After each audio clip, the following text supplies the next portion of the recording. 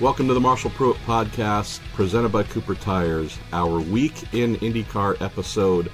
We could say, Anders Krohn, episode 2 of the off-season, maybe? Does it even feel like an off-season yet? Yeah, it doesn't feel like it, and certainly for those of us kind of working in the industry, it feels like we're in 2019 already, so it kind of feels like the moment the checkered flag falls on Sonoma, or what will be Laguna Seca next year, then you're straight into the next season. So, no, very little off-season, even though I think all of us are going to be missing IndyCar racing for the next 6 months.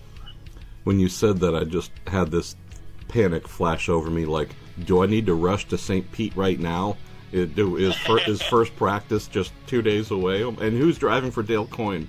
Who's in the second car? Do we know yet? TBA, yeah. TBA. Gosh, that driver, he or she, whomever it is, they have one of the most impressive resumes we have ever come across. Well, you were kind enough to join us not too long ago on a Week in IndyCar episode, and as I might have let people know, I might have hinted at the fact I kind of sort of like you a little bit, and, you know, we might have mildly okay chemistry. All kidding aside, getting to do Indy Lights broadcasts with you is a blast, and just have come to appreciate your work on IndyCar Radio so much this year, and I know a lot of folks really felt that you brought something that completed the IndyCar Radio roundtable of talent. So let's use all of your goodness and whatever goodness I have and jump into some fun here. Got a ton of great questions, my friend, on Twitter and Facebook, and we're going to use the majority of those questions to drive our conversation. One thing we do, though, before we get into the fun, courtesy of our friends at Toronto Motorsports, is I pick my favorite question from the previous week, and then we send that kind person a T-shirt, a Week in IndyCar T-shirt with my cartoon Fat Behind on it, and driver TBA in the number 36 Chavonda. So I'm going to pick Bobby Rooney from last week, who had a couple of great questions. One, Anders, being about leader circle and how that might apply to Robert Wickens' number 6, knowing that it did not get to run every race, and then also wanting to get some thoughts about style of racing in the season finale at Sonoma, whether there are some drivers being a little too polite, trying to avoid contact with the championship contenders and that influencing the outcome, but maybe being not fully representative of a typical race. So loved those questions, Bobby. So send me a little DM here with your mailing information, what size T-shirt you want, and courtesy of our friends at TorontoMotorsports.com, whose site I firmly recommend you check out because they have a lot of great racing memorabilia and swag and stickers and you name it, and we'll get you all sorted out there. Mr. Krohn, we had a cool thing last weekend. It's become part of our world, very important part of our world, that being the Chris Griffis test at IMS. And yeah, talk about the season really kind of just ended, but no, not really. Just a matter of days after the IndyCar season's over, we get a good look at USF 2000, Pro Mazda, and Indy Lights, what our next season stars might look like, some of the teams they might end up driving for. Let's talk about just some quick takeaways you had from the event before we jump into listener questions. It seemed like a good mix to me. What did you think about the talent and the speeds that we saw? Well, obviously it was cooler conditions, so we saw track records being broken. USF 2000 and Pro Mazda, and Indy Lights rather, and Pro Mazda were very, very close. And I think more so than anything, what we see here at the Chris Griffis test, because it is September, and for the Europeans, that's basically right after the summer break. So it means that mainly we see the North American talent try maybe the next category up, and that was certainly the case with Parker Thompson, Oliver Askew, and Renus VK all getting to sample some Indy Lights machinery, and certainly others as well, moving from USF 2000 up to Pro Mazda. But I think it's probably not a fair reflection on car count yet, just again going back to the fact that the Europeans are still in the meat of their season, and they probably won't start thinking about 2019 until November, December. So still thought it was a really good turnout, and it was kind of cool to see that the people we'd got familiar with at the top of the charts in Pro Mazda directly translated to the top of the charts in Indy Lights. Yeah, that was one of the the major items that I took home here, and we're not reading too much into this. We're not saying that Oliver Askew is your de facto 2019 Indy Lights champion. You know, we still have to get the kid signed to whatever he's going to drive next year. But it's just great to see him, Robert McGuinness, and, you know, some of the other drivers you mentioned, Arenas, obviously, David Malukas get out. Then also to see just, you know, a few more cars definitely felt good.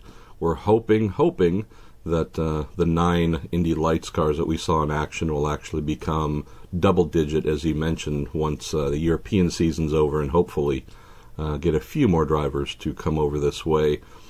Had some fun going on in Pro Mazda as well. Well, first of all, I just love seeing Peter Dempsey's new Turn 3 racing team. Our boy Dempsey, he's apparently going forward in the sport. Anders, I mean, that's a good thing, right? I mean, that's just good for society, keeping them off the streets.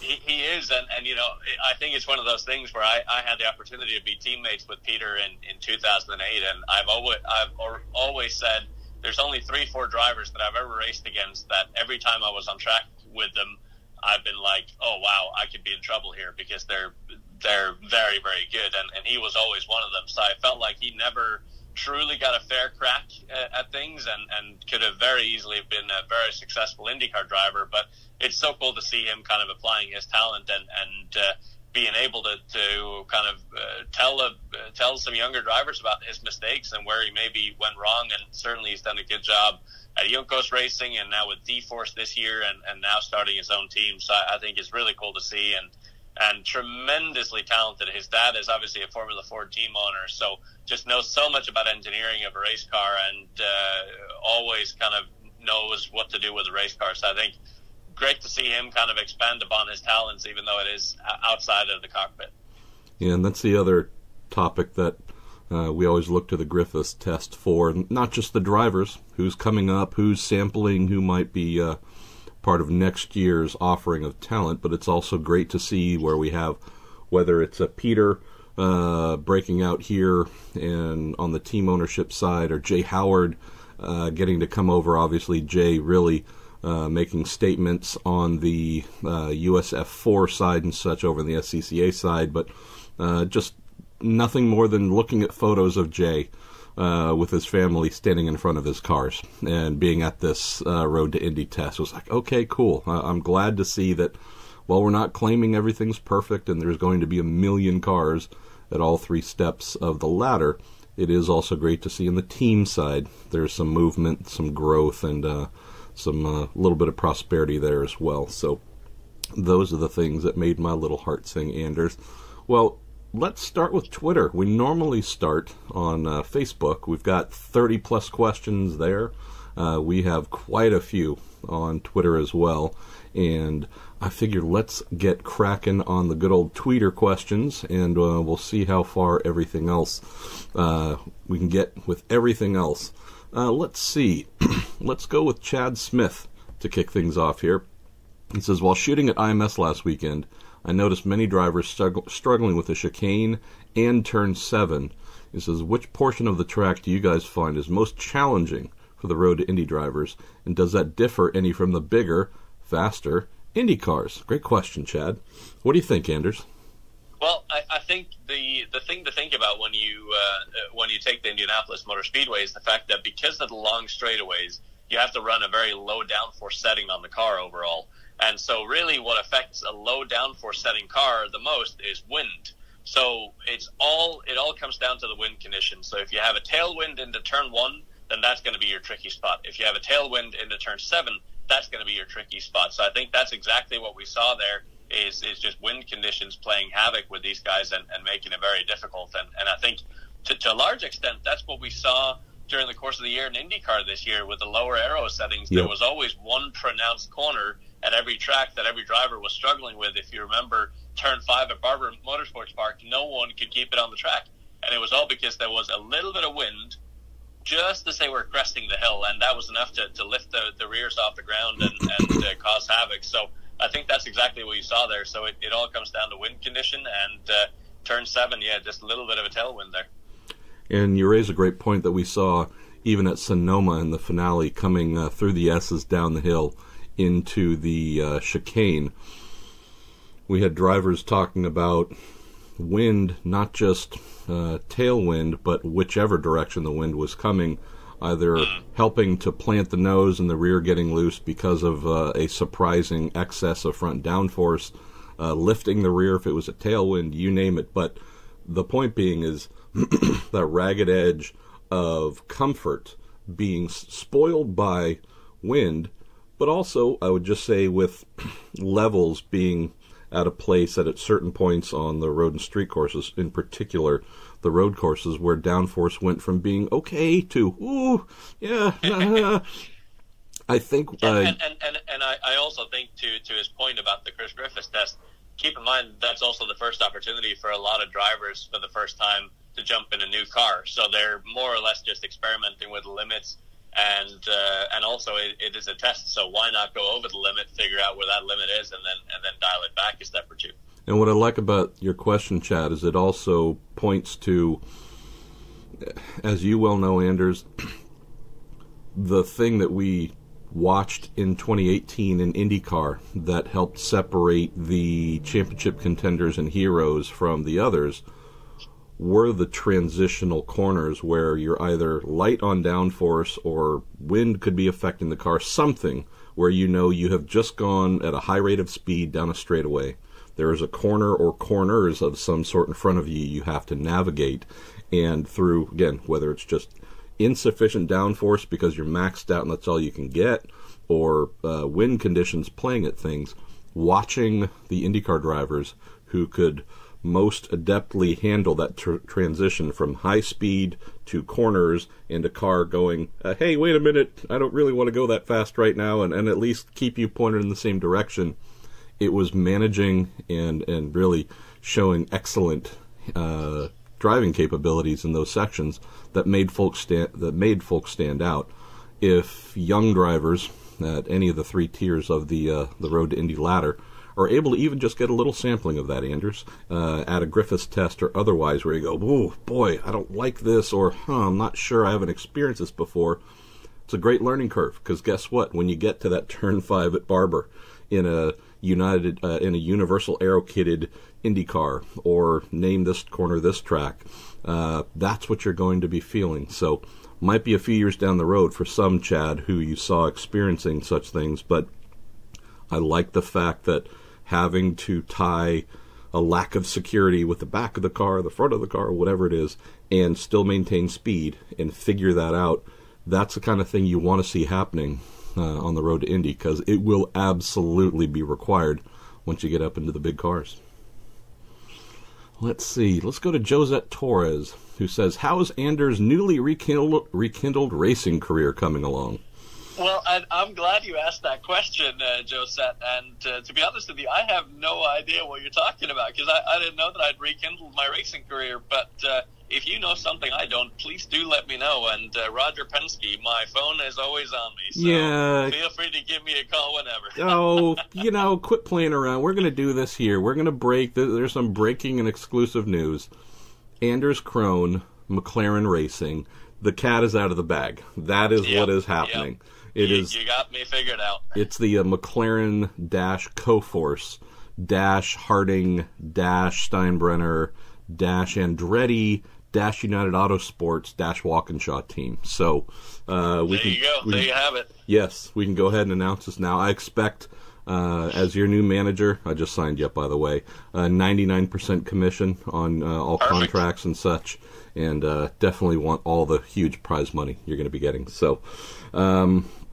Also, by the way, that's that done. Then thanks so much, Josette, for getting my racing career back on track. I was thinking about doing some SCCA club racing in a few years as a gentleman racer, but I guess now I'm hitting the big time. Dreams come true on the Week in IndyCar podcast, Josette. So thank you there.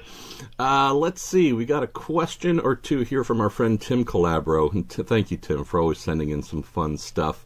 He says, let's pretend my brilliant business mind picks the right lottery numbers. He says, since I'm backing everyone's favorite, Connor Daly, where would his home likely be? And who would want to put Connor in a seat the most? this is one of those things, Tim, where have to have a little bit of separation of church and state, where Anders and I can certainly debate this one or play with this one a little bit, but I probably can't say everything. I do know, Anders, for sure that Connor has been successful. I don't want to say completely successful, meaning all the money is there, but I know Connor's been successful in finding some budget for next year and hopes to have more to make that as close to a complete budget to offer someone. And I know that there's a team or two he's talking to that he would like to be with. What do you think? I mean, where are there places in the paddock where you think might be a good fit for him, knowing how few truly open seats there are? And is there anyone within the paddock that you think would love to have him? Well, I think it's one of those where if you look at Connor Daly, I mean, really, he's one of the most outspoken and well-known drivers in the series. So I think it'd be an absolute travesty if he didn't have a seat in one way, shape, or form. And I think maybe the ideal thing for him would be to come back in with a part season, including the 500, and really prove himself again. Because, I mean, if you look back at the job that he did with Dale Coyne Racing, AJ Foyt, and his couple outings with Schmidt, I mean, he's just a racer's racer, and in a way he reminds me a bit of Graham Rahal in that sometimes they struggle a bit in qualifying, but when it comes to race pace and just race craft, they're both extremely good. And I had a chance to speak briefly to Connor at Sonoma, and he said that he had more going on than he'd ever had going on in his career. So I assume that to be a really good thing. But I guess the only downside is there's not really any natural openings available, and I guess part of that's a good thing because it means IndyCar is in a really good place right now. But at the same time, it'd be a shame to miss out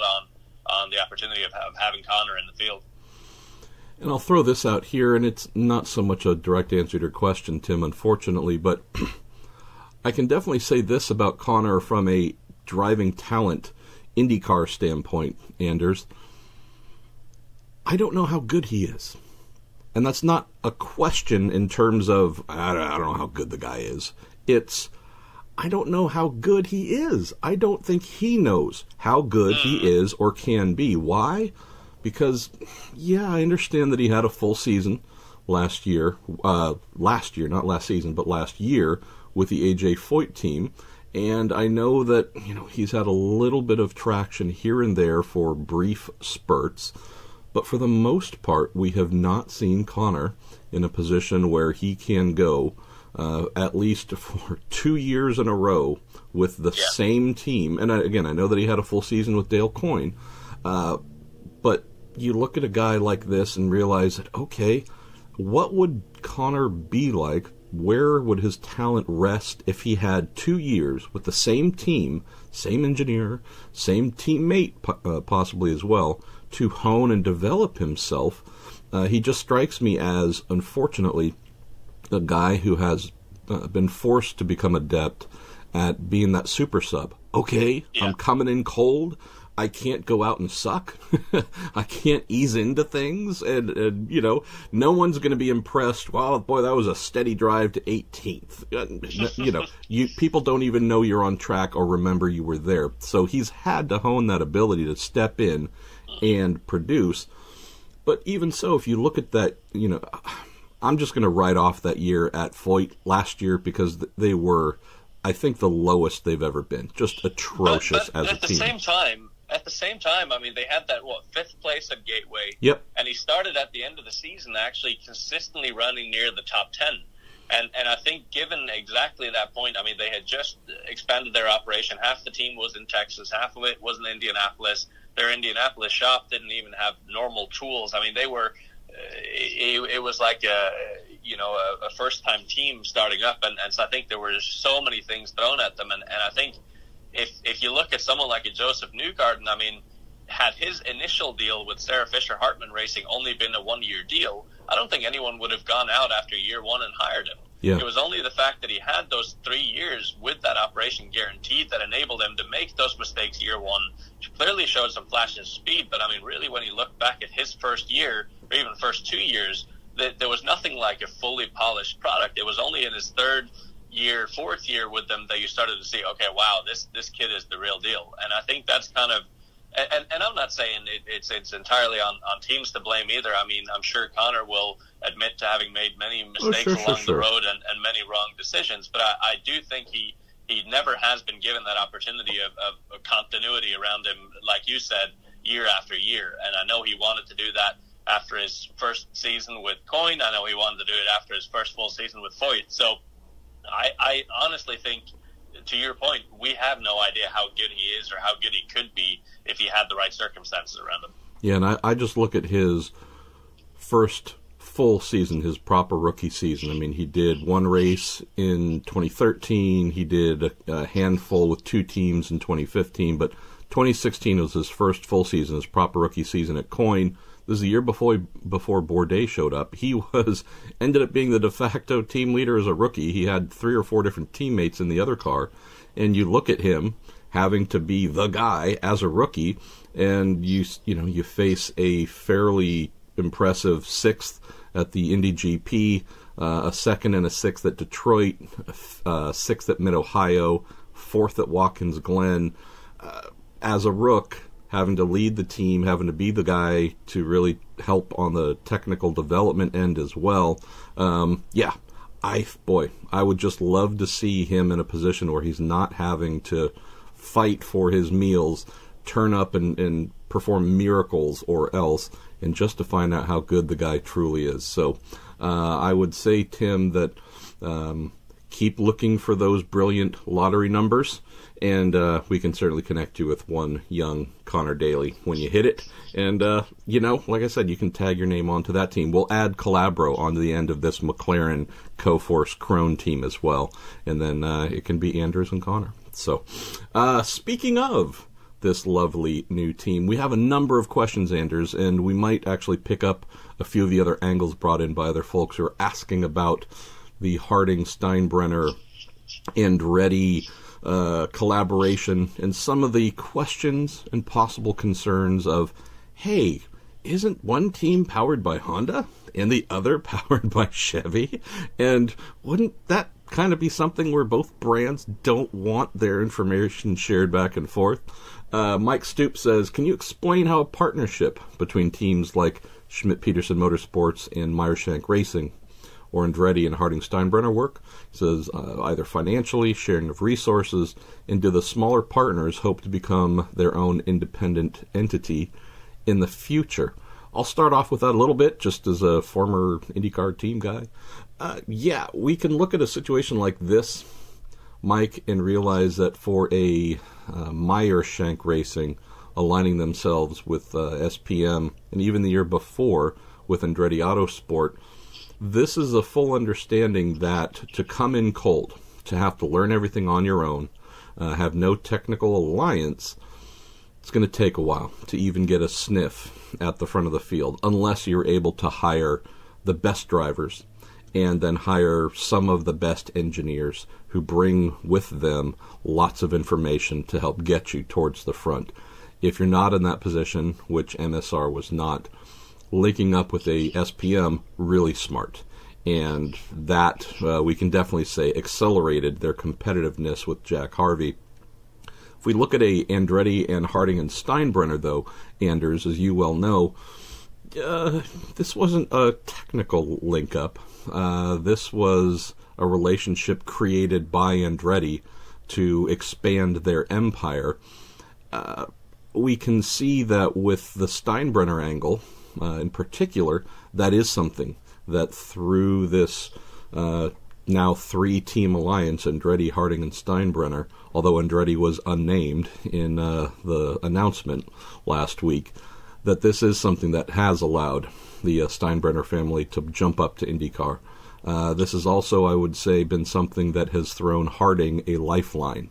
Without Michael Andretti, without the Steinbrenners, we'd probably be talking about a lot of equipment being sold right now and a lot of good folks looking for work. So at least in this arrangement, Mike, Andretti is a driving force here to connect with another team to grow its empire compared to the smaller team looking up to try and gain some sort of sharing of resources and so on.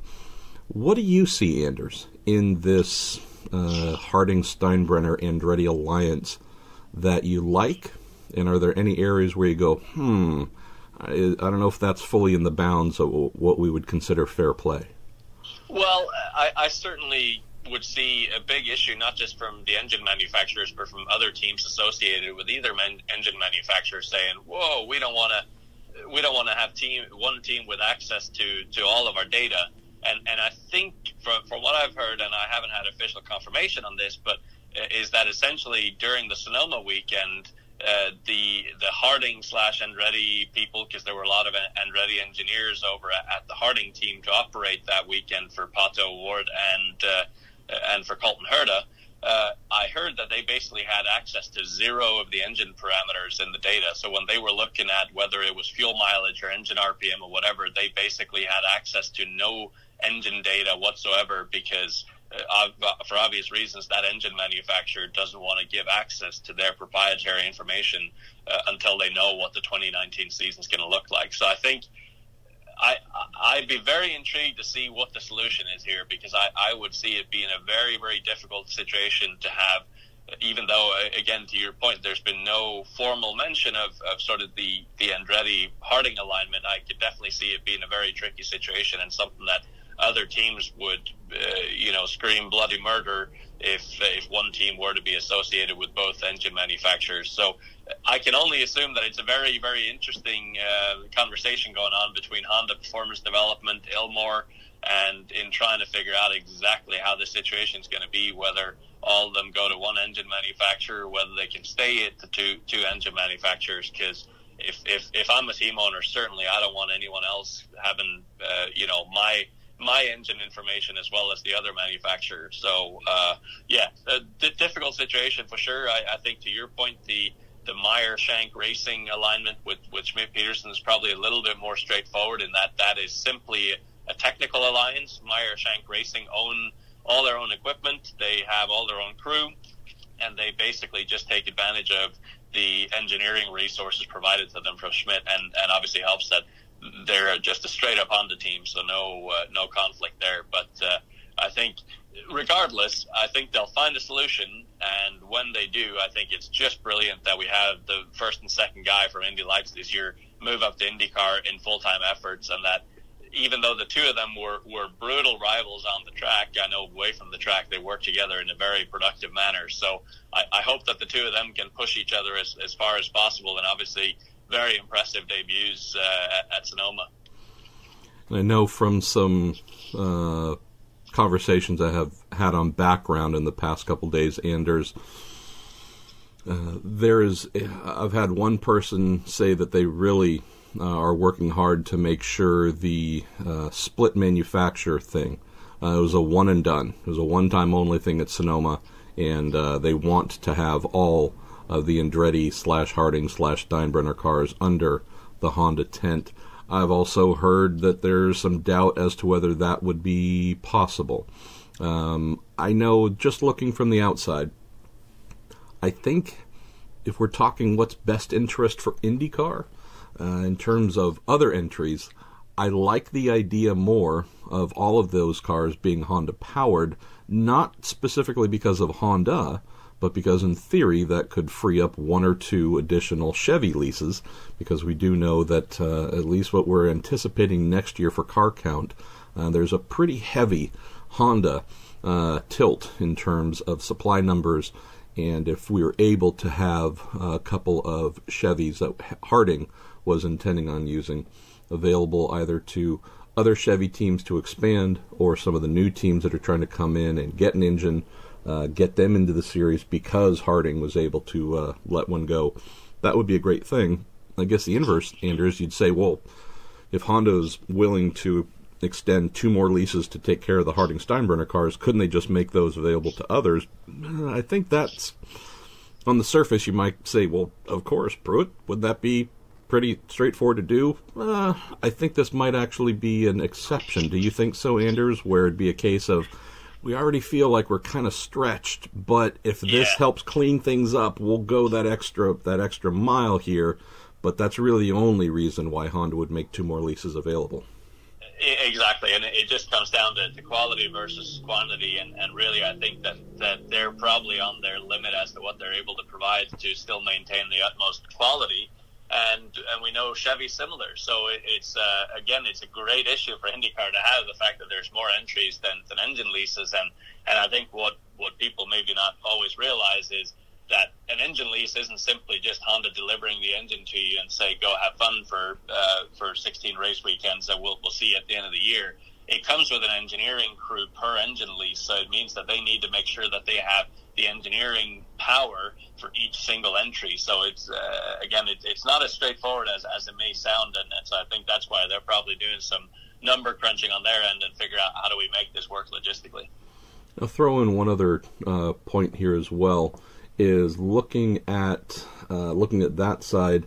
We also have the data side that Anders spoke about, and I'm probably going to end up writing about this sometime soon, hopefully. But I was surprised to learn the level of security that both manufacturers implement with their data. And a representative from one manufacturer said we're almost at NSA encryption level software and practices to make sure that our engine information goes nowhere without our knowledge.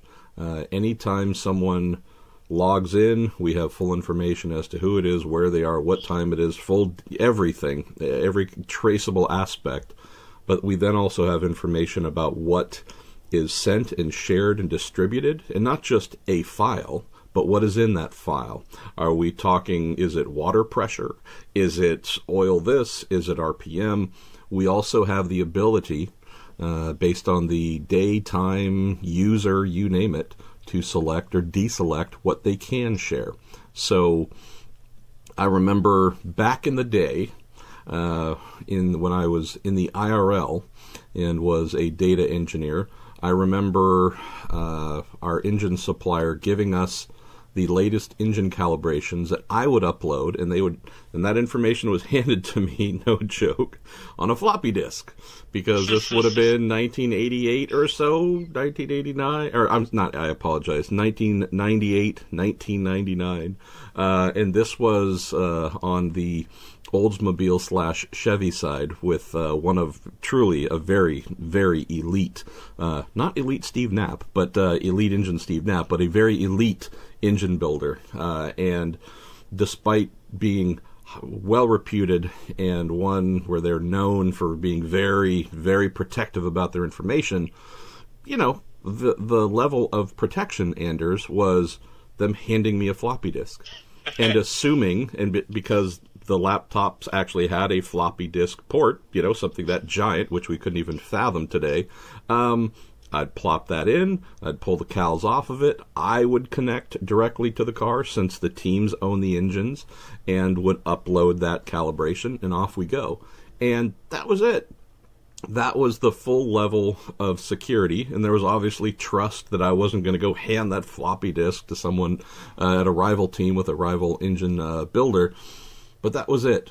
Today, they can decide what, when, where, and how, and who can share anything. And so in this Sonoma instance, for example, and I'm just painting a generic scenario, yes, both Chevy and Honda could have, and I'm sure did, make sure that anything related to engine parameters that would have been logged on the team's data side, right, because we obviously have the ECUs, engine control units that log data, but also the team's data loggers will also grab some engine information as well. Make absolutely sure what is downloaded, what is accessible, and can then deselect the ability for that to be transferred. So unlike a floppy disk, those manufacturers can make sure none of that comes off the car, goes onto a laptop, or is even then able to be shared via email or otherwise. The one workaround, though, and I guess this does speak to intent, is the one of the people told me, we can't prevent screen captures. That's the only, well, granted, he did say they could prevent that, doing a Control-Alt-Print screen. He said we can stop that, but what we can't stop is if someone wants to hold up their phone and take a photo of whichever performance parameters that are up on the screen and sharing that. So he said, there is a point where you have to trust the human beings you're working with are going to be good human beings and not give away the stuff that we don't want given away. But he said, barring that, we can control just about every level of whether folks can get our information, share it, and do bad things with it. So interesting to me, at least, to find out the levels that the manufacturers go to make sure that their information is not everybody's information. Let's see. Let's move on to C. Germain. It says, hey, Marshall, just wondering about Alonso's status. Well, the answer is he's awesome, and Spanish. Is it true that he wasn't overly impressed with his IndyCar road course test? And he said, see you in Toronto next summer. Keep up the good work. Well, thank you. This is an interesting one. Anders, I know you've heard this. You might have read about this, the suggestion that Fernando in his Barber Motorsports Park test was just not everything he had hoped it would be. I spoke with someone who was there and would have had a very good, one of the better capabilities to express what he saw and the impressions that were received. And he said, I can't tell you. I can't say because, as he described, he said, if you think Scott Dixon is the Iceman, he says, Fernando Alonso makes Dixon look like frickin' Helio Castro Neves, right? He says he is so chilled. He is so all about business. So, we saw some photos of Fernando smiling in the car, Anders, and like, great, cool, looks like he's happy. And I heard that he was, very kind and enjoyed himself with the team, talking with them, etc., out of the car. But in the car, pure business, no emotions, etc. And so I think that's important to know because some of the suggestions afterwards was he didn't enjoy it and the car wasn't that dynamic and so on and so forth. But then I was also told he sent along a 3-page debrief. And I don't mean like, 60 font debrief where he just typed 7 words, but it took up 3 pages. He sent a highly detailed 3-page debrief afterwards, which at least tells me, my friend, if he really wasn't digging it, wasn't feeling it, knowing how busy a Formula One driver's life is, you don't knock out 3 pages and send that back. No, and I think also the other thing to keep in mind, Fernando Alonso's driven everything on the face of this planet, so I don't think he's ever going to step into a machine and be just blown away by the performance. And if you think about it, I mean, what's going to attract him and what did attract him to this series is the fact that the primary focus is on the racing. It's not on making sure that the car has automatic suspension or dynamic suspension and that the car can predict how to go through the corner half a tenth quicker. It's the fact that it's the racing component. There's way more of a human element to IndyCar racing than there is to Formula One and certainly to the sports car program that he's in right now, where basically you're competing against your teammate and that's it. So I think, no, absolutely not would he have gotten in that car and been blown away by its sophistication. But that's also not the purpose of IndyCar. The purpose of IndyCar is to be crazy fast, crazy spectacular, crazy awesome racing.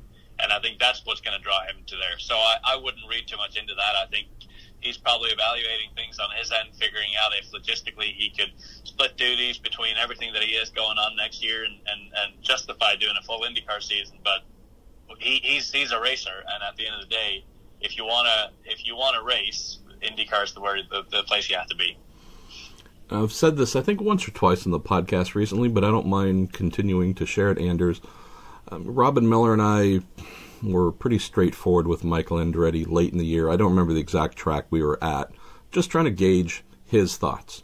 And he said, look, I'm not sure. I really am not too confident that we're going to see Fernando next year full-time, even part-time. And by part-time, I mean, a meaningful number of races, however many, I don't know. But Michael was not confident that Fernando was coming over to race in IndyCar next year, other than the Indy 500. And I wish we were writing this down or had been recording at the time and made a little story out of it. But Michael basically said, yeah, would I expect him in for another crack at the Indy 500? Absolutely. He won't have a Formula One season conflicting.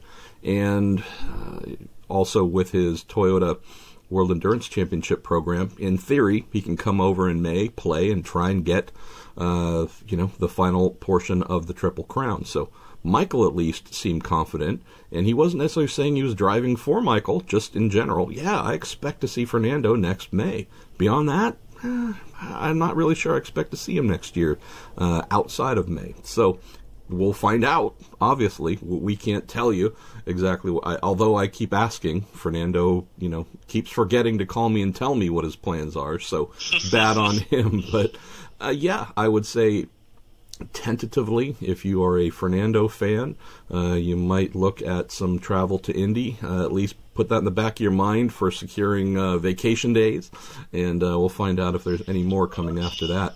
Let's go. And I think Fernando is an absolute genius, because he can basically make a headline if he says to people he's going to go relieve himself. It's absolutely astonishing, the fact that if he just lifts a finger, people will read something into it, and he's doing this, he's doing that. So I think to some extent he's clearly made his intentions clear that he wants to be an IndyCar at some point in the future. I think it's just a matter of figuring out the exact time of it. Here you are talking about bathrooms and toilets and stuff, Mr. Constipation. But, it was good. I didn't even know Fernando had kids, but he said he was dropping the kids off at the pool, and that was a good little headline. So, we learn all kinds of new things. Again, breaking exclusive scoop here on the old Week in IndyCar. Let's go to our pal Joey of the Priuses, who says, seeing Jack Harvey shake a car down for Pabst Racing at the Chris Griffis test gave me this question. Are IndyCar drivers allowed to compete in other rungs of the road to Indy? Is there a rule like in Formula 2 where a driver who has done a full season of F1 cannot go back and race in Formula 2? What says you, Mr. Krohn? Well, as far as I know, I don't think there's any regulation preventing that. And I actually remember a couple of years ago having a chat with Joseph Newgarden where he said, hey, I'd love to do the Freedom 100 in the Indy Lights again. So I don't think that there's a clear-cut rule, but I think kind of what was probably a bit of an eye-opener to Jack Harvey is just how different the Pro Mazda car drives compared to that of an Indy car. I had a chance to speak with him briefly, and it's just how it goes about its lap time is so different. So I don't think it's logistically or competitively a smart idea to kind of keep going back and forwards, because I think there could be a little bit of car confusion there for some drivers stepping in and out. But as far as the rule set is concerned, I don't think there's anything preventing it. I do recall one tale from my life as a race car mechanic that fell along this line a little bit, Joey.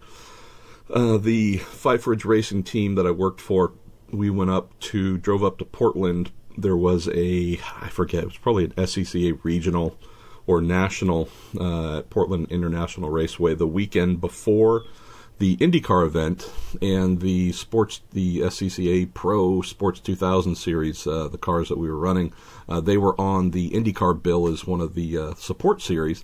And so we said, well, hey, this is kind of important, and we're locked in the championship. Let's go up the weekend before, enter the Sports 2000 class in this, the club race here, and we're just going to basically use this as a learning weekend so that we'll hopefully really be ahead of the curve when the real pro racing weekend kicks off during the IndyCar event.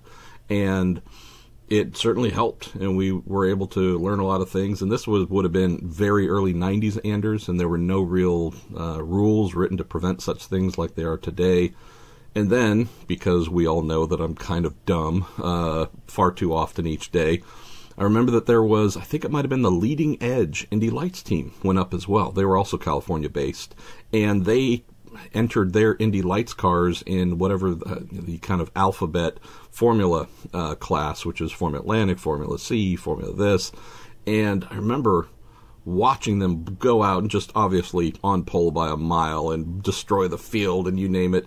And I remember thinking like, wow, that's kind of crazy. Why would these guys come up and, oh yeah, they're doing the same thing we're doing.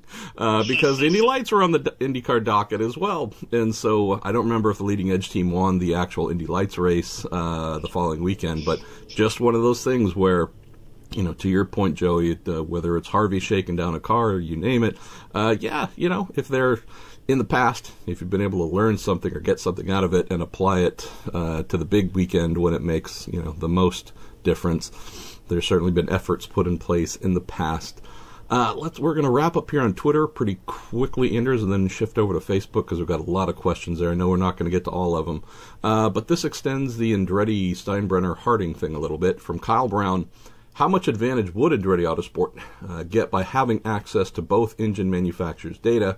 Teams already seem to have a feel for what others are doing, but are we talking about win an extra 5 races per year by having access to both, or maybe pick up a position or two during a fuel mileage race?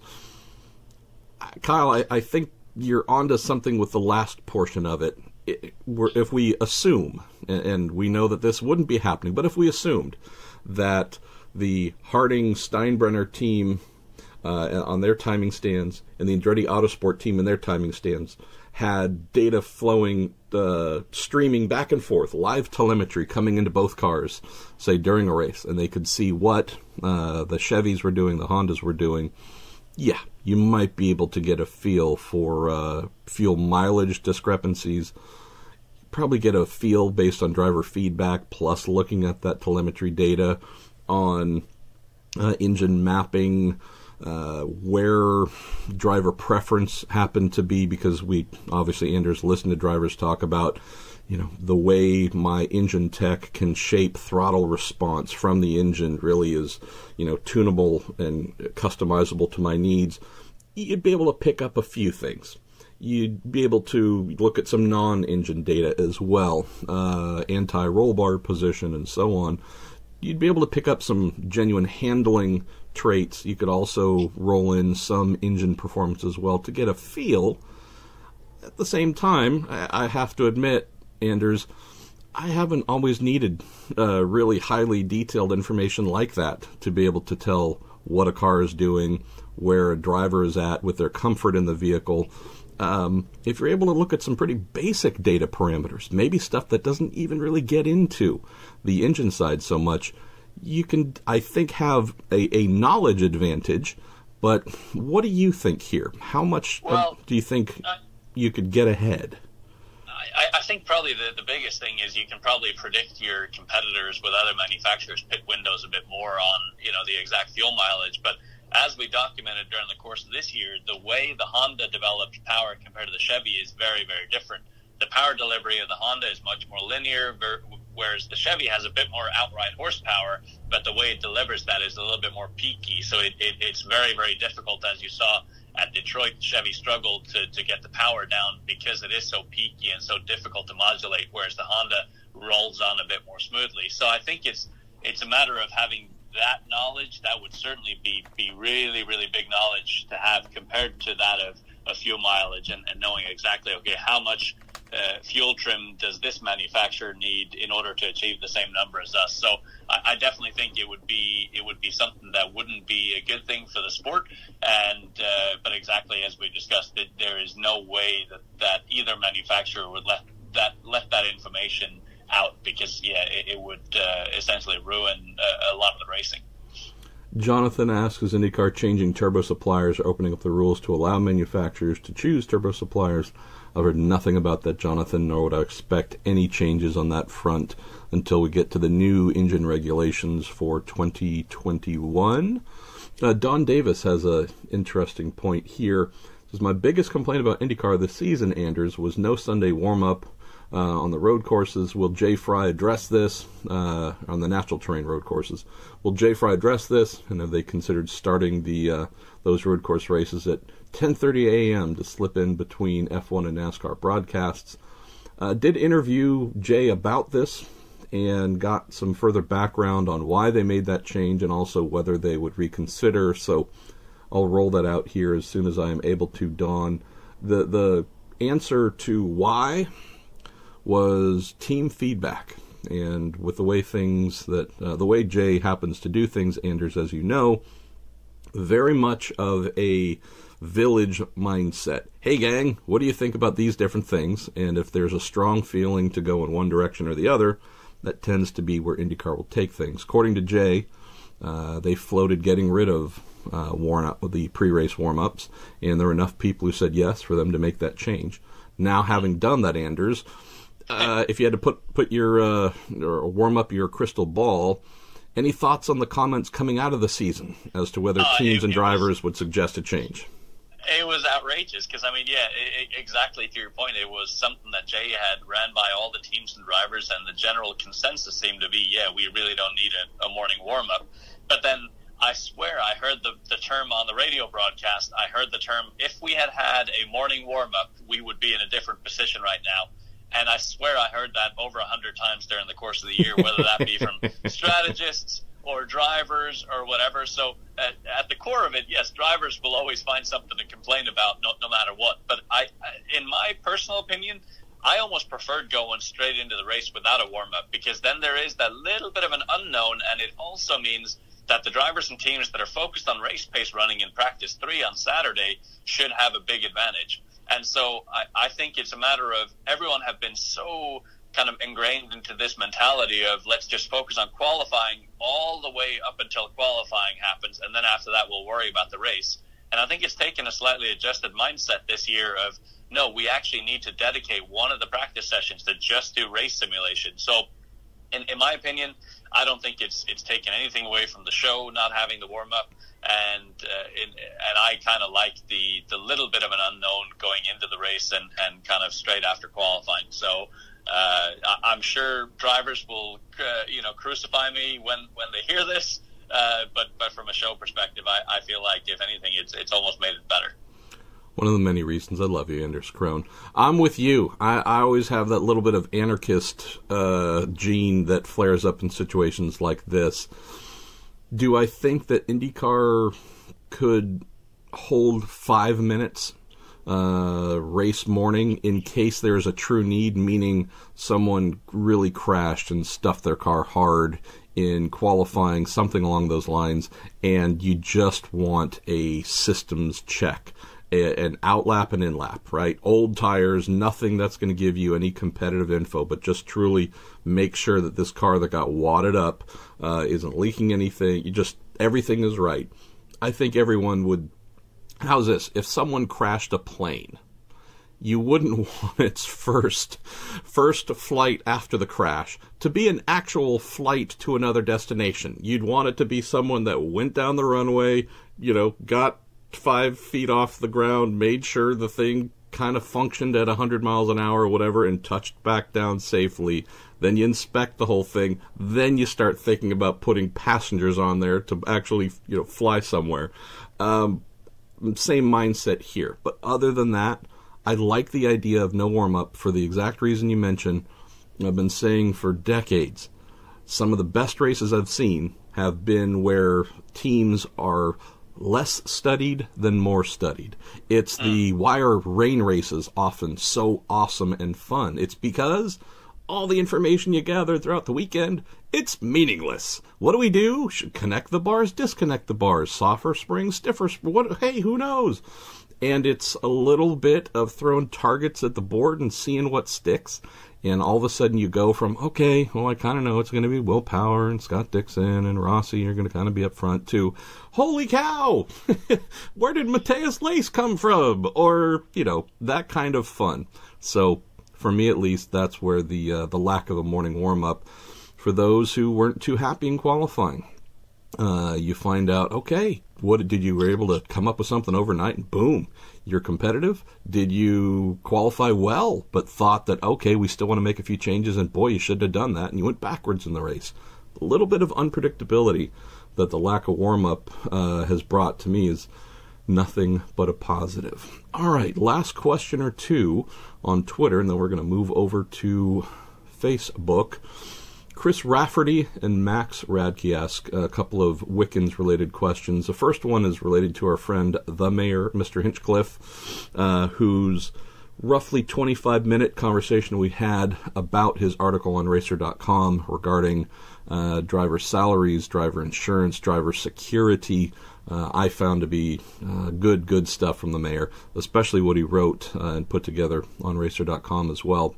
Chris says, how much do you think Robert Wickens' season, both the early success versus a long-term contract and the crash and injuries, influenced the mayor's recent article about driver representation? Do you have any feel on that one, Chris? Chris, good Lord, Anders. But maybe I'll just start calling you Chris. Chris Krohn. We have another caller. I'm not. Hey, I was waiting for it. I'm not even going to edit that one out, and I'm going to call you Chris Krohn from now on, and that's Chris with a K, double K. Good deal. I thought I was hearing things. No, I think it was probably the tip of the iceberg, to be honest. And the moment when I saw that first article, I was like, man, it's something that when I was coming through the ranks, I never even would have thought of that, because you're so desperate to make the pinnacle of racing that you almost don't care what the implications are. You don't care if you're going to hurt yourself, or you don't care about any of that, because your only mindset is, I need to make it there. And if I make it there, I'm going to prove myself so well that then the money thing won't be an issue. But it raises a very, very good point, is the fact that, the moment when you set foot in the ring or on track, you are risking your life. And it brings up a really, really good point in that we almost need drivers to protect themselves from themselves, because drivers will say yes to anything because all they want to do is drive. And I think there's obviously a lot of political forces. Teams want to make sure, with finances always being the most difficult thing in the operation of a race team, they want to make sure that they're not financially exposed, so they don't want to carry all the financial burden. So I do think it brings up a really good point. I think where it becomes really logistically difficult in IndyCar or in racing in general is the fact that probably half the grid, to some extent, are bringing personal funding or personal sponsorships to help with the financial equation of a racing team. So it's not like a team sport like hockey or football or whatever, where it's fully funded and the teams will go out and draft their players. Here it's a matter of, yes, you have to be talented to be granted access, but more often than not, you also have to bring part of the financial equation. So exactly how that works, I'm not sure, because I mean, Hinch even knows, had he not brought his investor in Sprott to his IndyCar career in 2011, he would have probably never made it to IndyCar. So it's one of those things that it's very difficult to kind of, I completely agree with the philosophy behind there should be some sort of guaranteed salary, so that if you do get injured or worse, that you have some sort of guarantee on the back end. But at the same time, I think it's just very, very difficult to enforce given the financial realities of racing. And you'll hear more about this as Hinch and I wind through the conversation, and I stack this to run after our primary show here. So rather than putting Hinch up front, I'm actually putting him last. Why? Because I don't want you, Anders Krohn, to feel as if you come second to anyone. No, I'm serious. I'm serious. I mean, again, we love Hinch, but come on, that guy's won races. He's a big star. He doesn't need to be first. Come on, man. One of the topics which we wind up with at the very end with Hinch, and I think it's just me sharing some thoughts, and I don't want to preview everything we're about to talk about there, but if you think about the major stick and ball sports where everyone is paid, all the athletes are paid, all the trainers are paid, everyone involved is paid in what they do, while we read about, hey, the Los Angeles Lakers signed LeBron James to a $1 zillion deal, and this guy's getting this much, and this woman's getting that much here. That's great, but those leagues themselves are the ones actually doling out the checks. And while the individual teams are the ones doing the deals, the league has to sign up. The leagues have to sign off on those and approve those.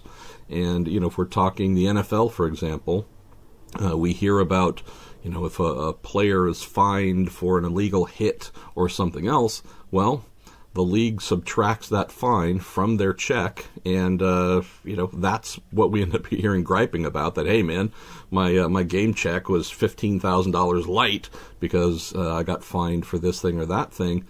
It's an interesting proposition, Anders, where if you, now granted, you're big and sexy and strong, so I'm surprised you didn't go into the NFL, but if you were playing in the NFL, your checks would be coming from the NFL. You might be playing for the Indianapolis Colts, and you might have done your deal with the folks in the front office at the Colts, but that actual check and your payment comes in from the league.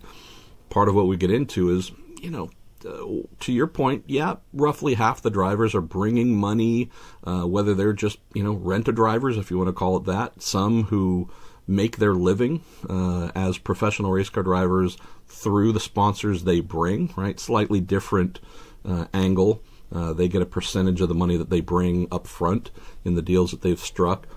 So not everybody is a paid, a straight up paid by the team driver. But unless we're talking a really rare situation, my friend, these are all independent contractors. They aren't folks that, actually work for Team X on their, employee roster. These are folks that are getting, 1099 tax forms at the end of the year. Just what we spoke about towards the end of the conversation that's coming up here in a little while was, wouldn't it be great if IndyCar changed its mindset to being that one step removed and actually being more of a traditional stick and ball sporting organization and implementing some of the things that really do benefit stick and ball players in ways that open wheel drivers, mechanics, engineers, truck drivers, you name it, do not really have available to them or unable to access because of the costs. So just a bit of a mindset shift. Could IndyCar become a little bit more involved to provide some of that stability and some of the options that Hinch raised as really not being implemented how he and other drivers feel they should be. So, but that's coming up here after Anders and I are done talking about all kinds of other things. Let's see, where else can we go here? All right, here's a good one from Max Radke. And Max, I will say up front that this is something where, well, how's this? I'll just pose a question and then we'll get to it after. Max says, is there going to be an investigation done on what happened to cause Robert Wickens' spinal injuries? From the replays I saw on race day, he was leaning awfully far forward in the cockpit. Is it possible that there was a safety equipment failure, or was the force just that high? Investigation, yes. Not a case of, is there going to be in the future? But yes, there is actual detailed information that has already been gathered as to what took place, what happened within the car, both in looking at the chassis. I know that Robert privately has provided some insights as well. And this is something that if we think back to, unfortunately, Anders, Justin Wilson's crash and fatality, and even more so Dan Weldon's crash and fatality, there were in those instances fairly detailed. I believe Dan's was more detailed because it wasn't as much of a fluke situation, but very detailed effort, investigation, and report assembled by the series as to what happened, how it happened. And fortunately, we're not having to talk about Robert in the terms of fatality, but I do know that the series, Dallara, the team, everyone involved wants to know, has been very proactive in finding out and getting to the root of some of the questions you have posed here. I know for a fact that there are answers because I know the answers to these questions, but it's not my place to put them in print or offer them here. And that's not me trying to be cagey, Anders. That's not me I'm just being straight up. This is something that if and when this information is something that is they desire to be produced and made public, then it will.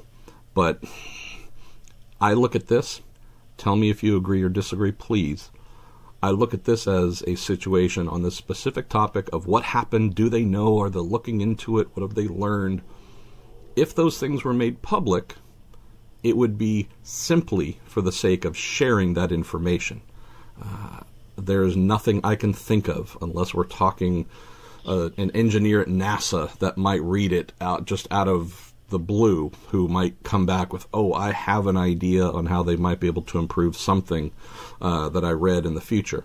For the most part, releasing said information, I cannot think of any way in which that helps anything, moves anything forward. To me, what I'm looking at is a detailed report shared among all the people who are invested, who manufacture, who protect, who you name it, This is, to me, is something that would be used internally within IndyCar, within Dallara, within everybody involved, to look at ways to improve things. Passing that on to the public, while fascinating, I guess, or possibly morbidly fascinating, or slightly morbidly fascinating, it'd be a share. I just don't think it falls in the category of necessary. Do you think I'm right? Do you think I'm wrong? Because I'm not sure if I am. Yeah, no, and I think there are so many things that come into play there, and I think that almost increases the amount of speculation, almost, because then people could go into the technical details and say, well, why did this happen? Why did that happen? And so on and forth. I think the biggest thing, similar to the Hinch incident that we had back in 2015, I thought it was really great that the series kind of fairly shortly thereafter explained the process of the items that they are working on to further improve and prevent that type of incident from ever happening again. So I think the series in general have done a tremendous job in being proactive with these sort of things. Obviously the angle of attack and the sheer force of this particular crash was at least per my eyes, and this is not from anyone's G sensors or anything, was probably the biggest impact I've seen in IndyCar. And the fact that Robert is still here with us today, I think is a testament to that. And so I think I fully believe in IndyCar and Dallara's process and going about their information. And yeah, I agree with you. I think a lot of that is something that shouldn't necessarily be for public consumption.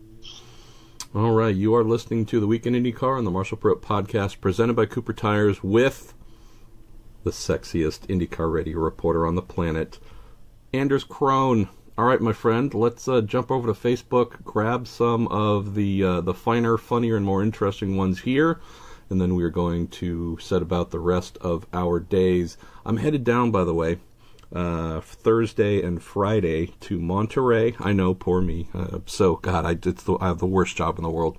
I have to go to WeatherTech Raceway, Laguna Seca. It was going to be 4 days. I've had to cut it short to 2, but for 2 days of Porsche's Rennsport reunion, celebrating all aspects of Porsche's racing heritage, 70 years worth.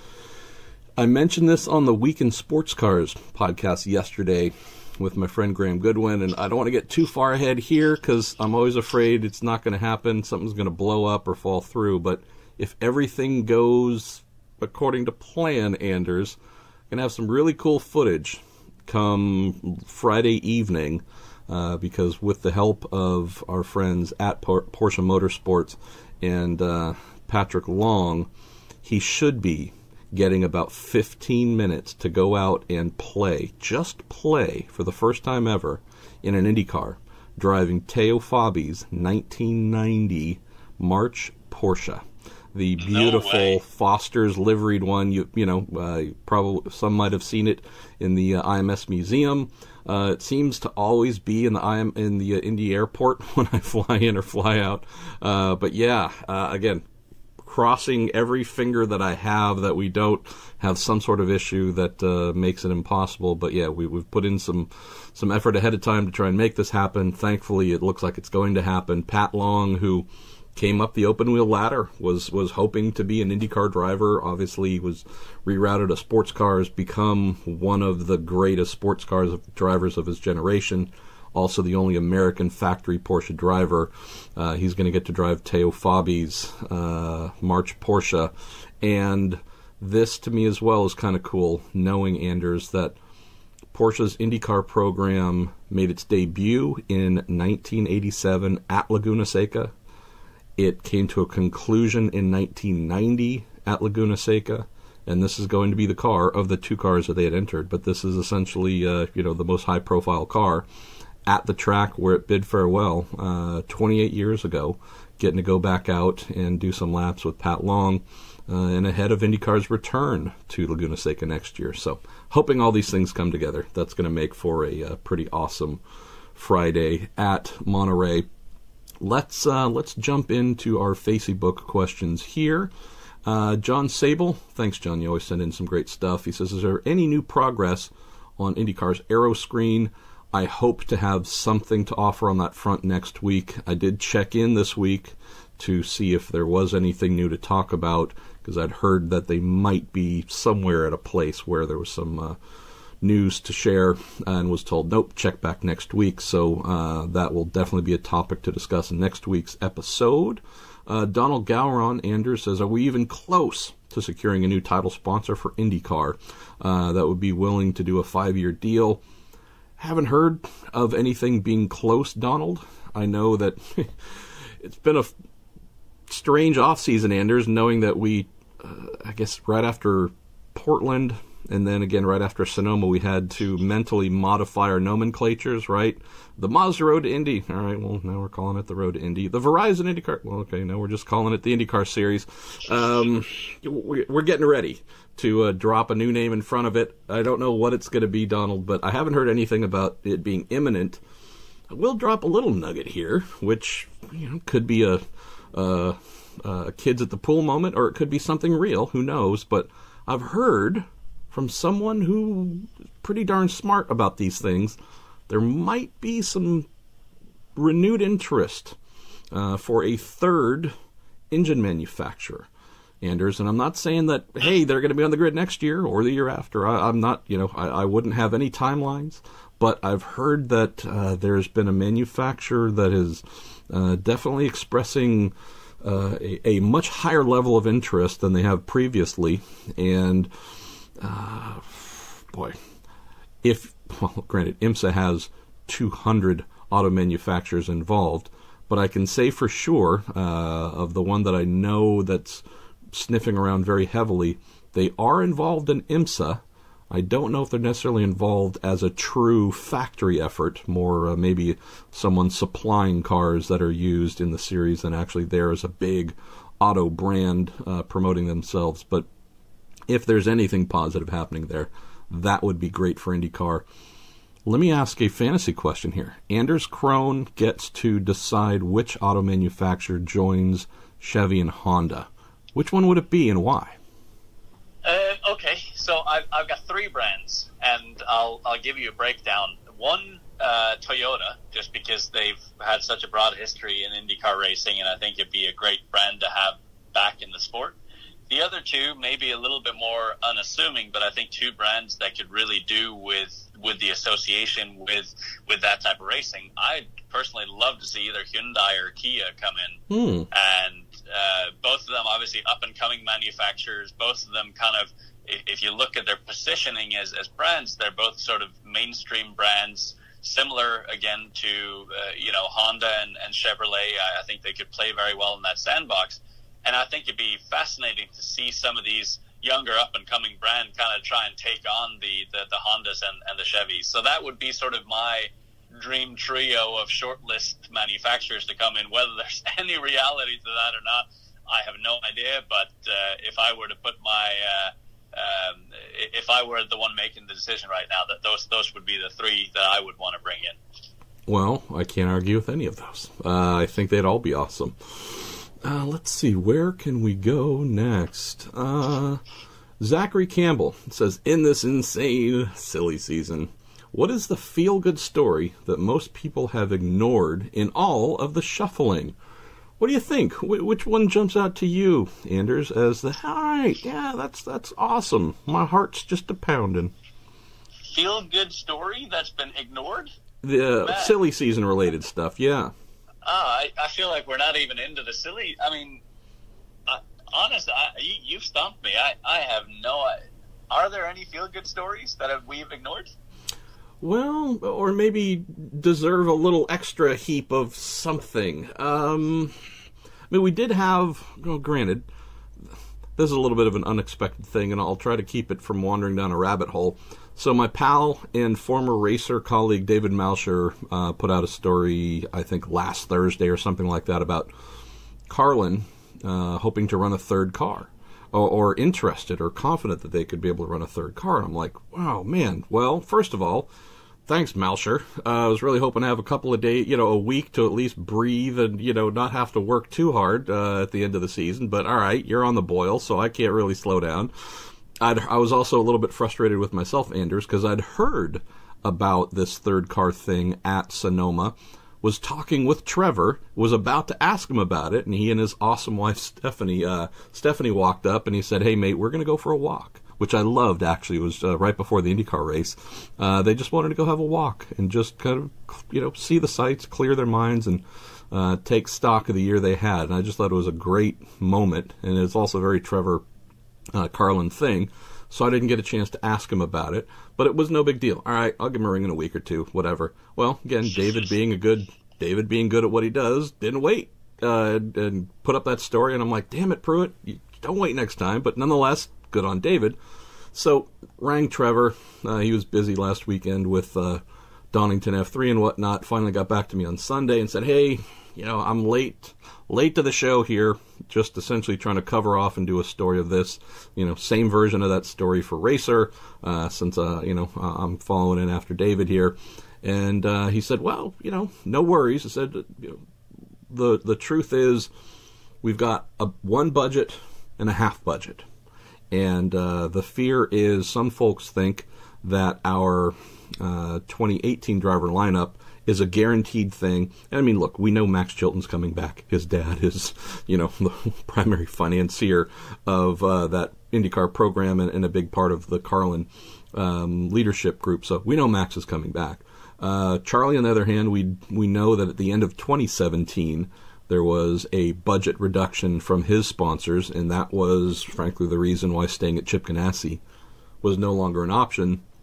Was able to move over with Max to the Carlin team, rookie debut for that team, 2-car effort, Chevy powered, awesome.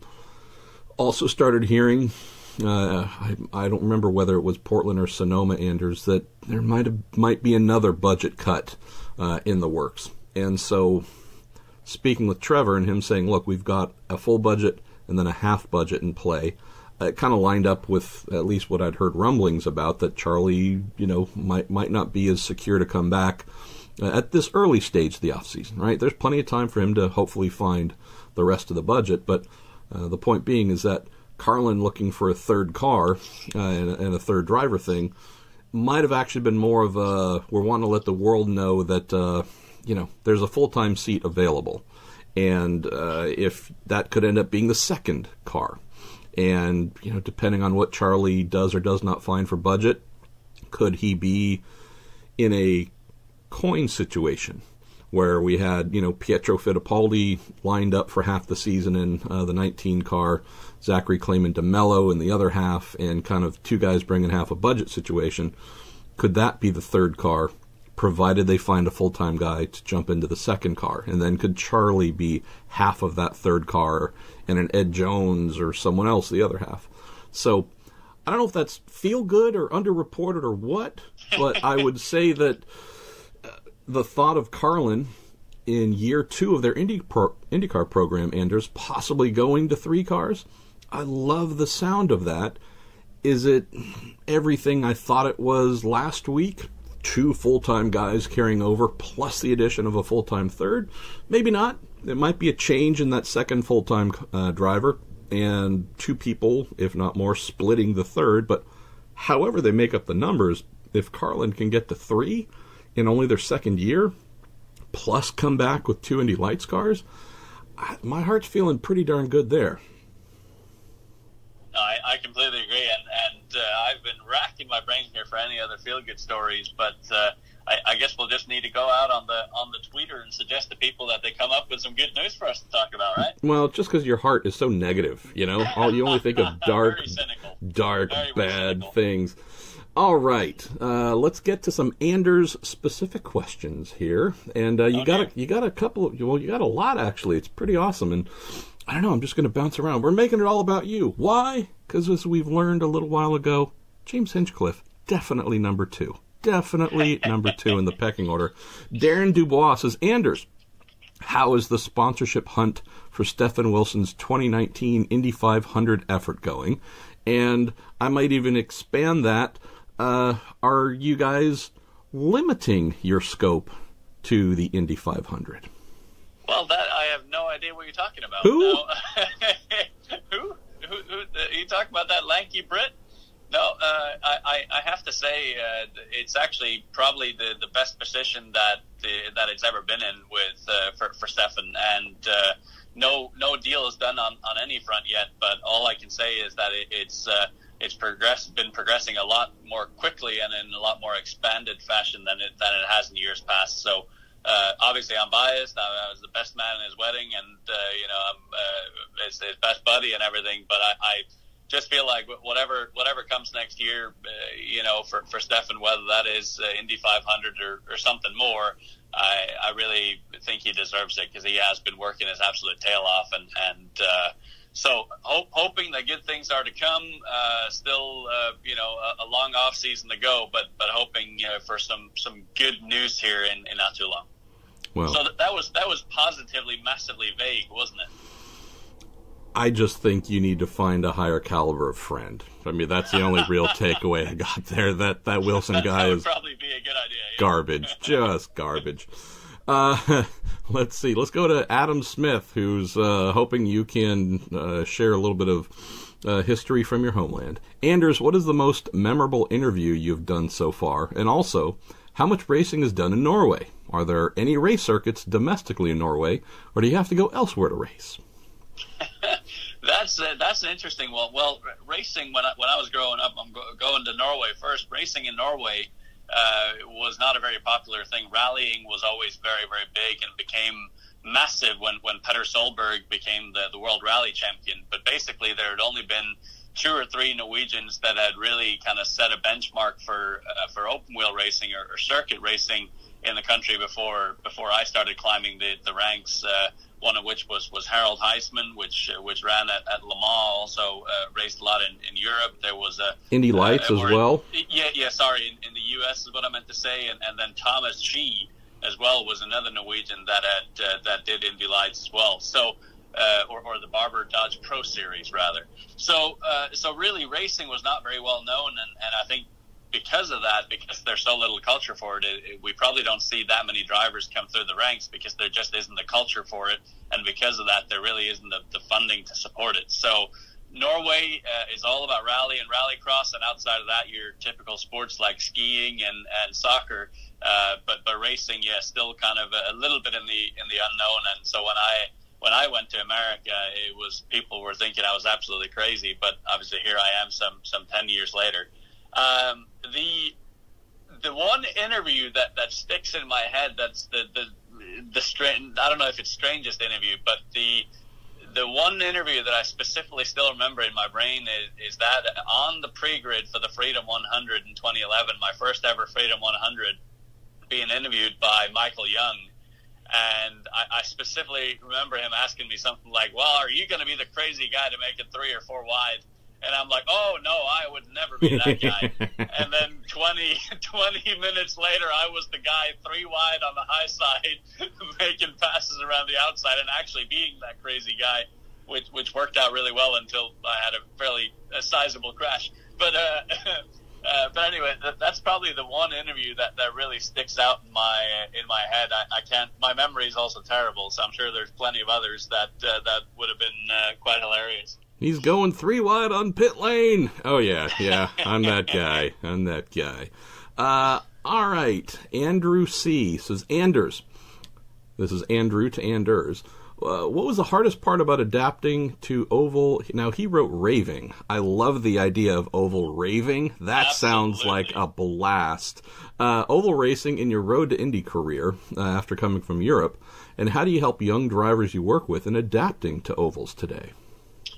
That's a very good question. And first off, some oval raving. I have still never been to the snake pit during the Indy 500. So oh, yeah, we need really marshmallow. Hope I get to do some oval raving. But no, it's an interesting question, and it's one where I'm sure you've noticed there are certain drivers that come to the ovals and they take to it right away, and then there are some that just never take to it, and because of that, don't even want to do a full-time IndyCar campaign because they don't like the ovals. And I think there's 2 elements to it. The one element is you basically have to completely unlearn everything that you've learned with a normal driving style and have to accept the fact that the way you have to drive a car on an oval is completely different to a road course. If you don't get over that obstacle and you want the car to drive like it does on a road course, then you've already lost the battle. So you have to be very humble in that respect and just kind of relearning. But then once you've taken that, I think a lot of it has to do with the feeling of the car when it is on the edge, and kind of respecting the fact that at some point in your career you are going to have a crash, and probably a very big one, on an oval. And some drivers will be lightning quick until they have a crash and then never fully come back and never fully push on ovals after that. And some drivers will just understand that, yeah, that is just the nature of the beast. You're on an oval, you're going to have a crash. You either get on with it or you don't do it at all. And so I think those are kind of the two biggest elements. And I even remember after my first oval crash, again at the Freedom 100 in 2011, my next time on track was the Milwaukee Mile. And I'm telling you, the first practice session, you're kind of like, man, is all this really worth it? Because that crash really, really hurt. Yeah. And then it's like, then you just mentally have to make that decision in your head, like, am I in this to go to IndyCar or am I not? And so you learn very, very quickly if you're 100% committed to it. And luckily for me at the time, it was a fairly easy decision to say, and heck yeah, I'm going to keep going for it. But I could very easily see that being, a different situation where you say, yeah, I don't really think it's worth it. So I think there's a little bit of education behind it, and then there's just the outright commitment, because crashing on an oval, man, is that hurts.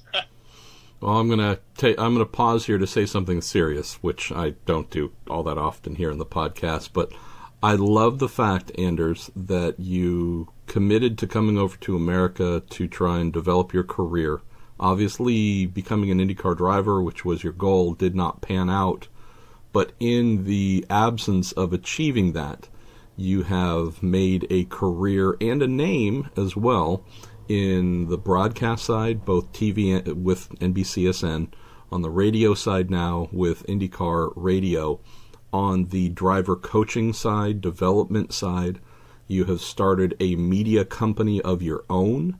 You have multiple employees who do really fine work that I've complimented in the past, supporting a variety of teams and such. I realize that your homeland, your birthland, I think for all of us, wherever we're from, it's a big part of who we are and what we claim. It's also pretty darn cool, man, that you are an absolute member of those who are, I would say, living the American dream. You came here with a goal. While that ultimate goal might not have panned out in the way you'd hoped, look at everything you've achieved for yourself by remaining here and committing yourself to seeing how far you could go in other means. It's pretty awesome, man. And I appreciate that sentiment. And legitimately, I know it is cliche, but I legitimately am living the dream. Every single day I get to do something that I absolutely love, and that's, on a day-to-day basis, I get to drive forth and work with a bunch of crazy awesome people in my business, and then on the weekends I get to talk about race cars.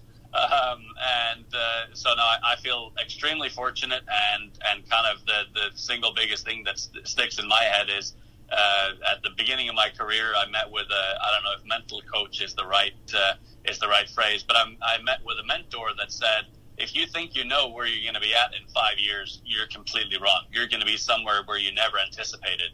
And so I never really let go of that, and kind of just went with the fact that, well, you got to take advantage of the situation that you're in, and you can't force the future, and you can't determine where you're going to be. And so I think because of that, I've had some incredible opportunities presented to me, and I'm truly loving life. And yeah, like what you said, never worked out fully on the driving side of things, but honestly, where I'm at right now, I couldn't be happier. So no, I appreciate the sentiment and loving every minute. I also love the fact that you refer to the psychiatrist at the asylum as your, quote, mental coach. That's so cute, man. Exactly that is so cute. Well, I guess this leads right into Buddy Campbell's question. And he says, a bit of a hardball for Anders.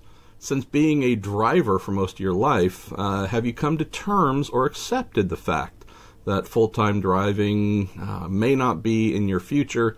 And he mentions, even though Paul Tracy is one of the best IndyCar drivers of all time, I've listened to how, when the quality and frequency of rides got fewer and fewer, it really affected him emotionally and personally. And then Buddy says he really loves your TV and radio work. But curious if you have gone through that or did go through that process it's at some point here in the past where you realized, okay, maybe, drinking the milk and having that Indy 500 winner's ring isn't going to happen. Was there any kind of darkish days or hard reckonings you had to go through? The crazy thing is that at the time when I was kind of transitioning away from racing to doing what I do now, I didn't think so. But in looking back at it, yeah, absolutely. And it was definitely in that 2012, 2013, I was helped massively by the fact that I had co-founded the company that I run on an everyday basis before the end of my career. So it was a natural transition, but still at the same time, when for the last 20 years of your life, you've identified your entire life with being a race car driver, and the only thing you care about is racing as quickly as you possibly can and going up the ladder. So it was definitely, I would say, a year and a half of, I wouldn't call it an identity crisis, but certainly an identification of my identity, if that makes sense, and drinking other things than milk to kind of find that. And in hindsight, I wouldn't have been without it, because I think it's made me a lot stronger, and I learned so much from it. But certainly at the time, some level of confusion.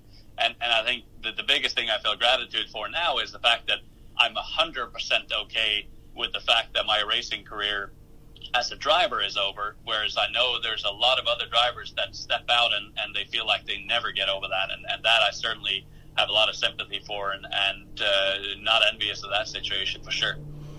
I'll throw in a little bit to this as well from outside the cockpit, buddy, because I know that my path was similar, and I know that this is true for others who've come out of IndyCar or not gotten as far as they wanted. I am incredibly thankful to have been on a team and been part of a team that earned an IndyCar pole position, and I'm incredibly proud to have been part of a team that qualified on the front row for the Indy 500, but since I tended to work and enjoyed most working with smaller and medium-sized teams, that fit my personality more, being able to do multitask than just locked into one rigid role in a big team. Never won a race, and that was something where, when I decided to, quote, retire, that was a little bit hard to deal with. Like, okay, man, I know a lot of people who are pretty awesome, and they sure win a lot, and they're just, they're celebrated and great, and I never had the talent to be one of those folks, honestly, Anders, and that's not self-deprecation, that's truth. But yeah, and I know I'm not the only one who had to call time before reaching that thing you hope to achieve, and then also afterwards, deciding that I'd done all that I wanted to on the team side in racing. Yeah, there are a couple of years there where you're kind of floating, going, what do I do? Where do I go? What's the next step? And I'm really fortunate that the media side of racing became a path for me. But I see every year at the Indy 500, chief mechanic on a third entry for whomever. And you go, hey, I haven't seen you for a while, man. What have you been doing? Oh, well, I actually quit, quit the team. I opened up my own shop. I'm working on hot rods or something else. And, was asked if I'd come back and run a car, and I'm doing it. And I love hearing those stories, because at least you know that someone, for whatever reason, was able to find life after the big, showy spotlight thing in IndyCar, whether it's a driver, mechanic, engineer, whatever. The thing that bums me out, though, and maybe I'm someone who bums people out, like, oh, Jesus, that guy's back. He couldn't find something else more meaningful, is when, that pal who left and started the hot rod shop or whatever it is, then you show up, for spring training, and you see him working for, Team X and whatever car, and it's like, oh, man, damn it. That thing didn't work out. And, they've come back out of necessity compared to desire. So, again, for those of us who are fortunate to have found a second chapter, and, I started this in 2006 on this side, so I think now, 12-ish years in, it's kind of stuck, hopefully. I think I'm hopefully in a good position here. You as well, Anders, with all that you've built. But yeah, I do feel a bit sad when I see folks who step out for a year or two, and then you find them back, and it's like, man, I hope you are able to find something else instead of doing this till you're 65 years old and really creaky and tired. Let's get to a final couple of questions. I know you got to go make money and keep the lights on, and I don't know what I do for the rest of my days, but I'm sure I'll come up with an excuse. Jeremy Charette says, do you guys think the new Scott Dixon documentary, Born Racer, will help repair the damage done by 2001's Driven? I'd forgotten about that movie. You did? Yeah, I did. We need your secret. Now the scarring memories are coming right back to me. How? Yeah, Jeremy, you might know, I'm a glass half full guy. I am an unabashed optimist. Ooh, you might be asking a little bit too much here, my friend. Having been in and around CART in 2000 when Driven was being filmed, I'm trying to think. I mean, I was working in the IRL that year, but I was also moonlighting on free weekends by engineering Atlantic cars. Was there at a number of races where Driven was being filmed, and it just looked like a hot mess even then. One of my great desires, Anders, I think I know the pathway to make it happen finally. Who knows if it'll actually pan out. But that is to sit down with Sylvester Stallone and Rennie Harlan, who I believe was the director of the movie, and do some sort of retrospective on an odd year. So I'm not talking waiting till 2021, the 20th anniversary of Driven. No, I'm talking 18th year anniversary, because it doesn't deserve a proper 20th reflection. It deserves an odd, nonsensical year. But I wonder, do you think they would actually choose to sit down, willfully agree to that, knowing that I don't think they would expect anyone to come and have a positive, warm reflection on the movie? You think I'd get shut down, or you think they'd be, good players and let me poke fun at this monstrosity? Just because I want to see this whole process take place, I want you to go and formally request this, and I'll just sit back with my popcorn and enjoy it all unravel, because I think that'd be hilarious. Okay, well, I'm going to do that. And, I do have some other fun things that have been recorded that I have to find time in the off-season to publish. I did get to speak with Vince Neil, lead singer of Motley Crue, for about a half hour during the month of May, talking about his lone season of Indy Lights, and so that should be a little bit of fun to get out. Got some other fun podcasts that are just sitting in the can that I got to get to, but this is one I got to make happen somehow. I mean, come on, man, it's Driven. It's one of the great travesties of pure cinema, not just racing cinema. Let's see. All right, well, here's another one on the same theme. I guess we keep coming back to a certain brand of humor. Amanda Bauer, thank you, Amanda. Anders, have you tried to copyright the use of the word constipation in racing broadcasts? I have not, but now that you say it, I could probably make quite a bit of money off that, because I'm afraid all these laxative brands would come after me if I did. So no, I'm going to keep that for the occasional broadcast moving forward. And at the time, it was just the Norwegianism coming out of me, and not knowing what the exact phrase for what I was saying on the track was. But I may just have to keep referring to it as constipation, given how much traction it gained. Well, we're no longer funneling into the first corner. We are, we're constipating in, and we're doing.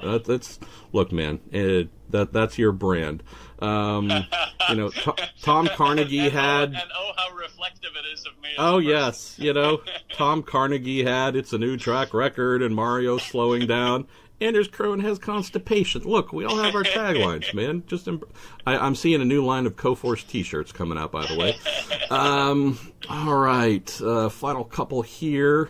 Tim Updegrove says, and this is perfect for you.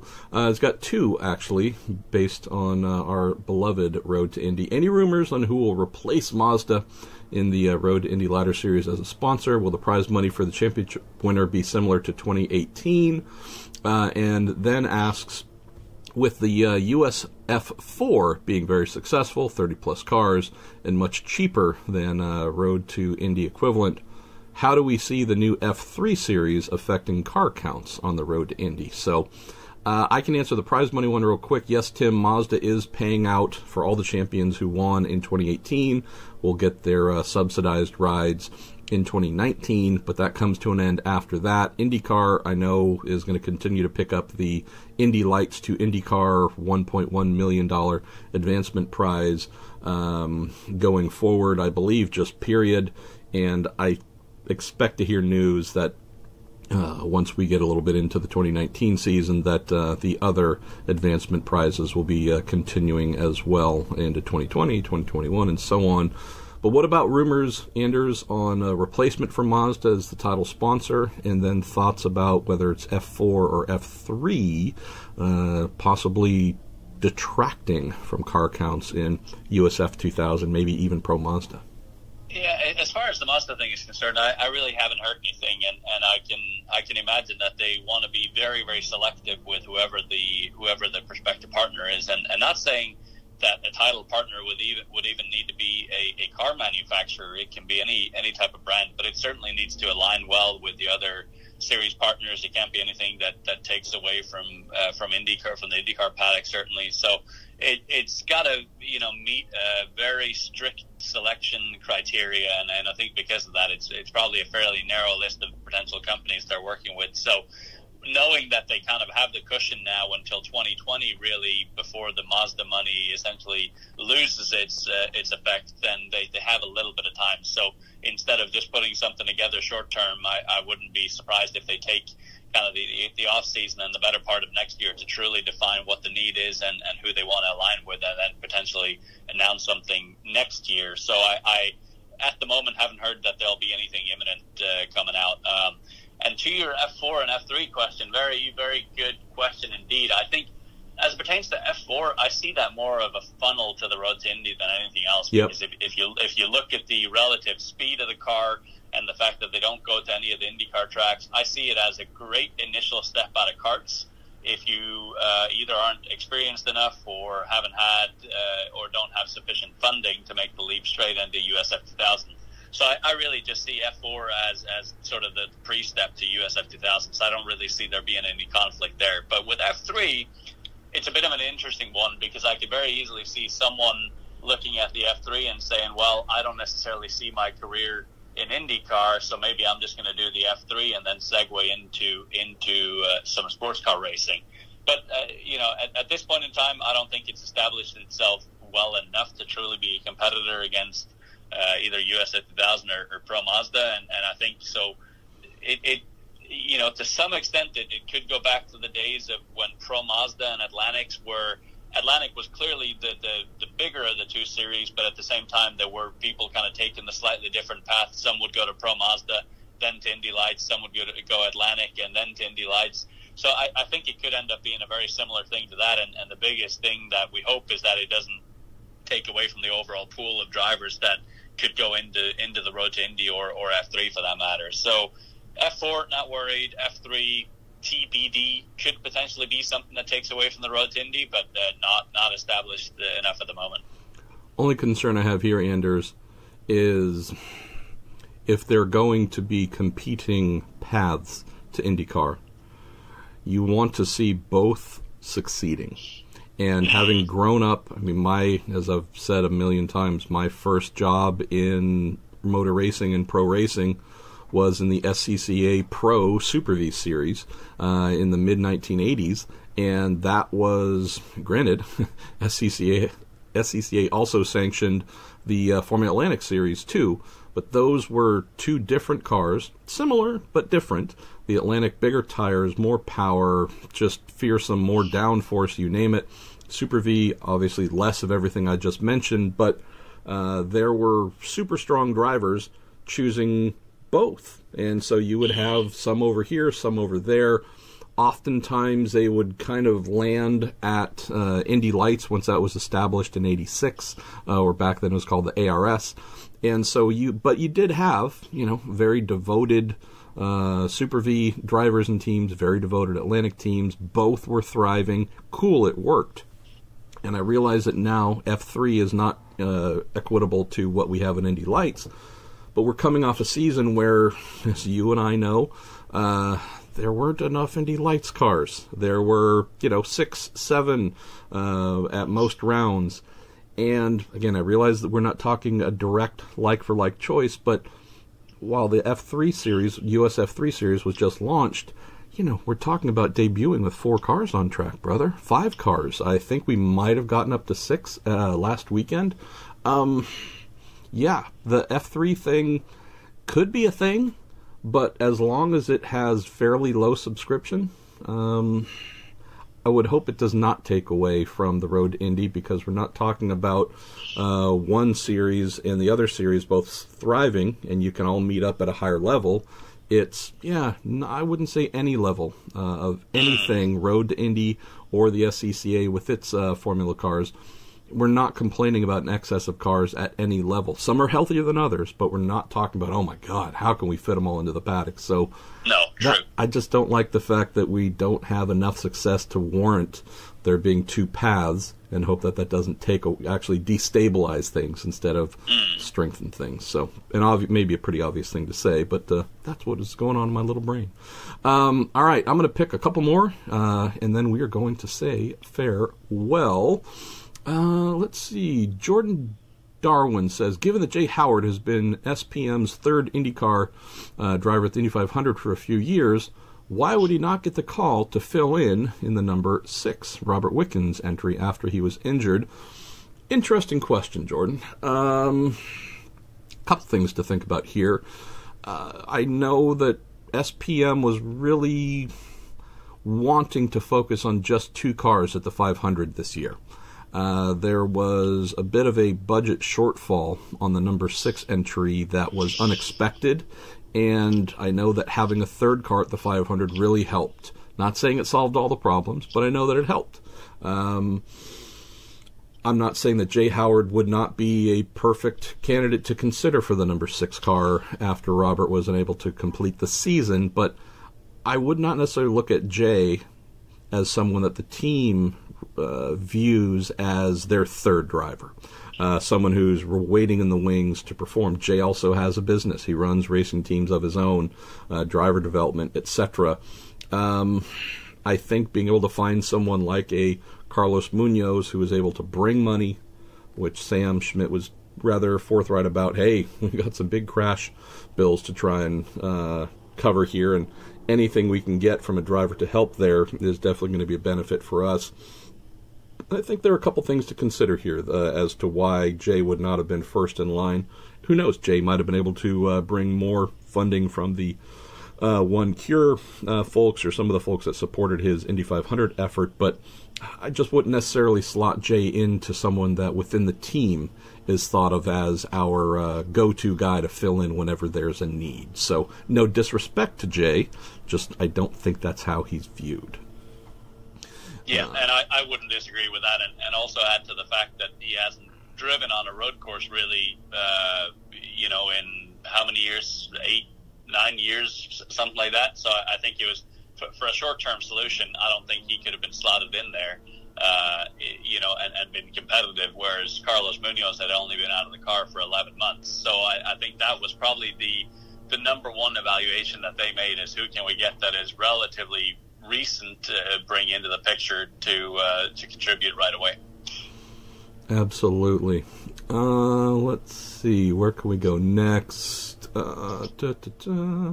Kevin Kemp says, I don't buy that Alonso hasn't made up his mind yet. How long does it take to prepare an entry like one Alonso would expect? Surely if Andretti was adding cars from McLaren, we'd at least hear rumors that he's hiring mechanics and engineers, right?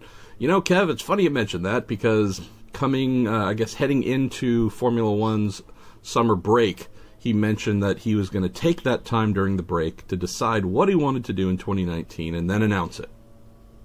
Then we got to the end of the summer break, and Fernando announced that he was not going to continue in Formula One in 2019, and then also mentioned that he'd come to that decision months before. So I like where you're going here. Do I think Fernando hasn't made up his mind? No, not at all. I think Fernando knows exactly what he wants to do. I also think Fernando, Mr. Krohn, has been in this sport for long enough and dealt with the incessant pressure in Formula One to know how to manipulate the information exchange process at the same masterful level that he drives a race car. Yeah, no, completely agree. I think he's got if it's not a done deal yet, then I'm sure he's 99% certain of exactly where he's going to be, and I'm sure with his stature and all the commitments that he has from, I'm sure just the personal sponsorship level, but also his affiliation with his current team and everything, I'm sure there's a bunch of logistics that need to be figured out before he's able to make some sort of announcement. But yeah, I think he probably knows exactly what he's doing, and but at the same time, he is just having a great time in keeping all of us on our toes, wondering what he's going to be doing. So I think he's having a chuckle at it as well. And I mentioned this yesterday when we were recording the Week in Sports Cars, and I'll just roll it over here a little bit. Not just Fernando Alonso, Anders. Our friend Zach Brown, CEO of McLaren Racing, owner of the United Autosports sports car team. It's almost like there are daily stories coming, with quotes from Zach about everything. This guy might drive here. We might enter this series. We're going to build a DPI. We're going to go here. It seems like there almost needs to be a separate ZachBrownNews.com site created because, again, and I'm taking the piss a little bit here, but I love Zach. He's an awesome guy. I have definitely felt, Anders, tell me if you felt the same thing. Within the last week or two, maybe 3, maybe even longer, there seems to be more of a pushback from just fans saying, enough, stop telling us all the things you might, could, maybe. Yeah. Just do something. Or shut up until you do. But stop the daily. And, Alan Prost is going to come out of retirement and drive for me in monster trucks. Just shut up. Do something or just be quiet till you do it. You getting that feeling? We've reached critical mass on the Zach Brown, McLaren, Fernando Alonso, Stoffel Van Dorn, DPI, P2, IMSA, WEC. Good Lord, I don't even know. Yes, God, yes, make it stop. I completely agree, and I think we're to the. I mean, it's been a year and a half now of speculation, and I think we just need to let's just get the facts on the table. It'll be great news, or hopefully it'll be great news when everything's announced, and then we can move on with our merry lives and go watch some IndyCar racing in March again, whether that is with or without the Spaniard on the grid. And it's also a strange position being a reporter where you don't want to ignore Zach because the thing he's telling you could be real. You also don't want to be the guy who's written 400 stories of what might happen. None of it turns out. Everyone says, you're the reason, you're the fault. So, yeah. All right, 2 questions to go.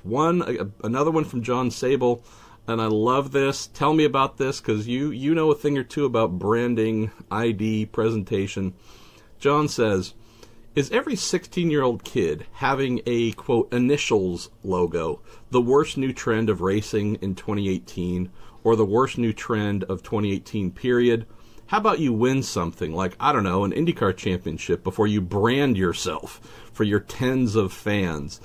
It's snarky and awesome because, yeah, it's funny, man. It seems like, Anders, every press release I get, every little thing that I see, little Johnny who's just completed his 4th kart race has some sort of stylized initials logo. And I don't know, man. Do you think there has to be a kind of a bar of achievement before you do that, or have we just given up and you get it from the beginning? As a racing purist, yeah, I don't want to hear about anyone unless they've already achieved. But from a realistic perspective and from a financial perspective, you have to start that process so early. And the only way you do that is, to some extent, it's fake it till you make it. So you have to make yourself look like you're an already established brand so that people will take you seriously. And it's sad to say, but it's the reality. You need to bring so much money to racing, and you need to create such big corporate opportunities if you don't have a big wealthy family behind you, that you do need to send the perception that your brand is bigger than it is, and that you are more successful than maybe at the time that you are. So yeah, I don't disagree with the idealism behind, let's not do that until you are already successful. But the truth of the matter is, if you want to make it as a race car driver and you don't have a wealthy family behind you, the only way you're going to make it is by building your own brand, and that has to start as early as possible. So see where you're coming from, but tell you what, I wish when I was doing Indy Lights that I had done as good of a job building my brand as James Hinchcliffe did at the time, because he was an absolute demon at it. And if you look at it, he, was in such a good position because he had on-track results in addition to a very, very strong brand. So I think people are now realizing that's no longer a luxury item. That's an absolute necessity. I also think your choice of the crosswalk guard of Krohn Town fell a little bit below the mayor of Hinchtown in terms of themes. I also felt like you really, missed the boat on choosing car number 47 wherever you went and then branding yourself as AK-47. I did race car number 47 in Pro Mazda. Okay. That's right. Yes, right. I did. Unfortunately, I got beat by Connor Daly so bad that year that I never went back to the numbers. So. Okay, I'm just saying, AK-47 shirts, hats, there's branding opportunities we can still extend. All right, last coming back. Yes. Well, we've already announced your return, so, and I guess we just kind of barked a little bit at one of your team owners, Zach Brown, so I apologize there. All right, final question goes to Ryan Terpstra, and Ryan, thanks for always sending in great stuff. It says, can we go over the list of potential new entries for 2019? It says, what I know so far, possible third Rahal Letterman Lanigan car, possible Carlin third car, Harding Steinbrenner second car. That's been confirmed. Obviously, we know Pato and Colton are there. Additional races for Michael Shank. Possible Dragon racing car. I'll just mention that's Dragon Speed, because if it was Dragon Racing, we'd have Jay Penske back, which would be just a ball of fun right there. Possible McLaren cars. I'm ready to just let the story simmer until there's confirmed news. It's almost like we just covered that topic and shared your sentiment, Ryan. What did I miss, and what do we think will be the reality?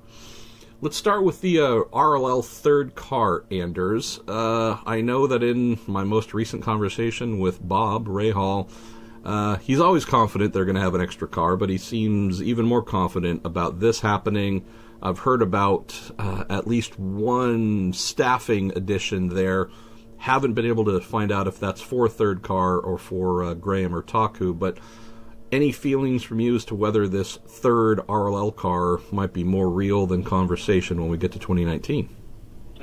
None more than the kind of what your conversation with Bobby's been. So I mean, it's great to see that they want to expand, and I think they realize now, as the trend tends to go towards more and more multi-car teams, where you get to share a bunch more data and a bunch more setups, and I think it's absolutely crucial now to have a multi-car effort to be successful. I mean, just look at Harding Racing, how much of a struggle it was relatively for them this year being a single car team. So I think everyone are realizing that, and because of that, I think they're probably pushing that more than they ever have to try and be competitive. So yeah, whether there's any more truth or fact to that, I don't know, but certainly usually when he says something's happening, then it's happening, right? Sure. Ryan, let's go to...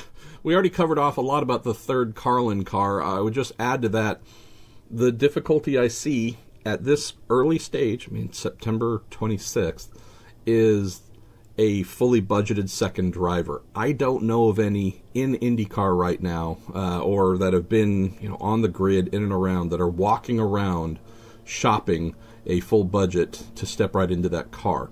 If that person can be defined, if, an Indy Lights driver is able to find a full budget, one of the existing part-time guys in IndyCar is able to do that, someone from Europe coming out of F1, F2, whatever, that might be the solution to that full-time thing. And then, again, maybe Charlie Kimball could find the full budget to stay in it. I would think the default would be, though, if that does not happen, if they can't find that fully budgeted second driver, that the shared scenario with a Charlie, with a Jones, with a DeMello, that the second car could end up, if they have to, being a shared thing. So on track full-time, just not a single full-time teammate. For Max Chilton, we know that the Harding Steinbrenner thing is locked in, good to go there. Mike Shank has told me a little story about they fully expect to do 10 races next season, up from the 6 they did this year. That has not been formally announced, so we're waiting for that to come through, but Mike did say that is what they expect, and that would be with Jack Harvey again The Dragon Speed, I'll be providing an update on that somewhat soon. Was texting last weekend with Elton Julian, owner of Dragon Speed, and there's some positive stuff there, Anders, for sure. Just really needing one additional thing to happen, I think, before that becomes much closer to reality. The McLaren thing, no clue. Ryan, no clue. I have heard, don't know if it's accurate, but I've heard that there could be another team that has been engaged as a possible partner outside of Andretti. We do know that Zach has, I believe, whether he's confirmed it with a quote or just privately, I know he's confirmed that they have spoken with Ed Carpenter Racing and Rahal Letterman Lanigan. So could a McLaren Rahal alignment happen? Possibly. Could there be another team possibly in the mix? So that's something that I have heard. Anders, I haven't had the time to chase that down. The only other one, Ryan, which wasn't on the list, was Scuderia Corsa. Got a little bit of an update on that from Stefan Johansson at Sonoma, who basically said, no update. We haven't made a decision going forward, going backwards, doing anything more or less. We know Giacomo Mattioli, Scuderia Corsa team owner, Anders, has said they expect to be back at the Indy 500 next year, but what I'm really hoping to hear is they will do something in conjunction with someone to do a part-time campaign. Stefan Johansson, who is their sporting director, also looks after Zachary Clayman DeMello. Obviously, Felix Rosenqvist wrote. Felix, I know, was maybe on their radar, but he is now, we're waiting for him to be announced at Ganassi. He's now also looking after Ed Jones, which, knowing that Stefan has an allegiance to Scuderia Corsa. We know that Ed Jones also has his Indy Lights Championship and allegiance with Carlin. In and around there, who knows? Clayman DeMello, I think, has the ability to at least do another half season with someone. Could that be Carlin, who he's driven for? Could that be Scuderia Corsa, with his manager Steph pointing him in that direction? I would say the Scuderia Corsa angle of all the ones to close out here, Anders, might be the most curious, because it sounds like they could do a lot of things. It might just be deciding if they want to. Yeah, no, and I'm sure they're trying to pair that with making sure that they would have technical staff to make sure that it's a competitive effort and all of that as well. So there's just with these sort of race teams, it's more than just getting an engine lease or getting the entry secured. There's all the staffing, and there's so many things that have to come together. And so to that end, I think it's awesome that we're already in September hearing of this many moving pieces, and hopefully some of them come together and we have a consistent 25-plus car grid next year. That's what I'm looking at, 25 to 26, which would be pretty darn amazing. Well, speaking of amazing, that's you, Anders Krohn. Thanks for spending 2 hours with us on a Wednesday morning. I'm hoping I didn't set your business back, and you're probably going to look back and say, geez, I lost money talking to Pruett here.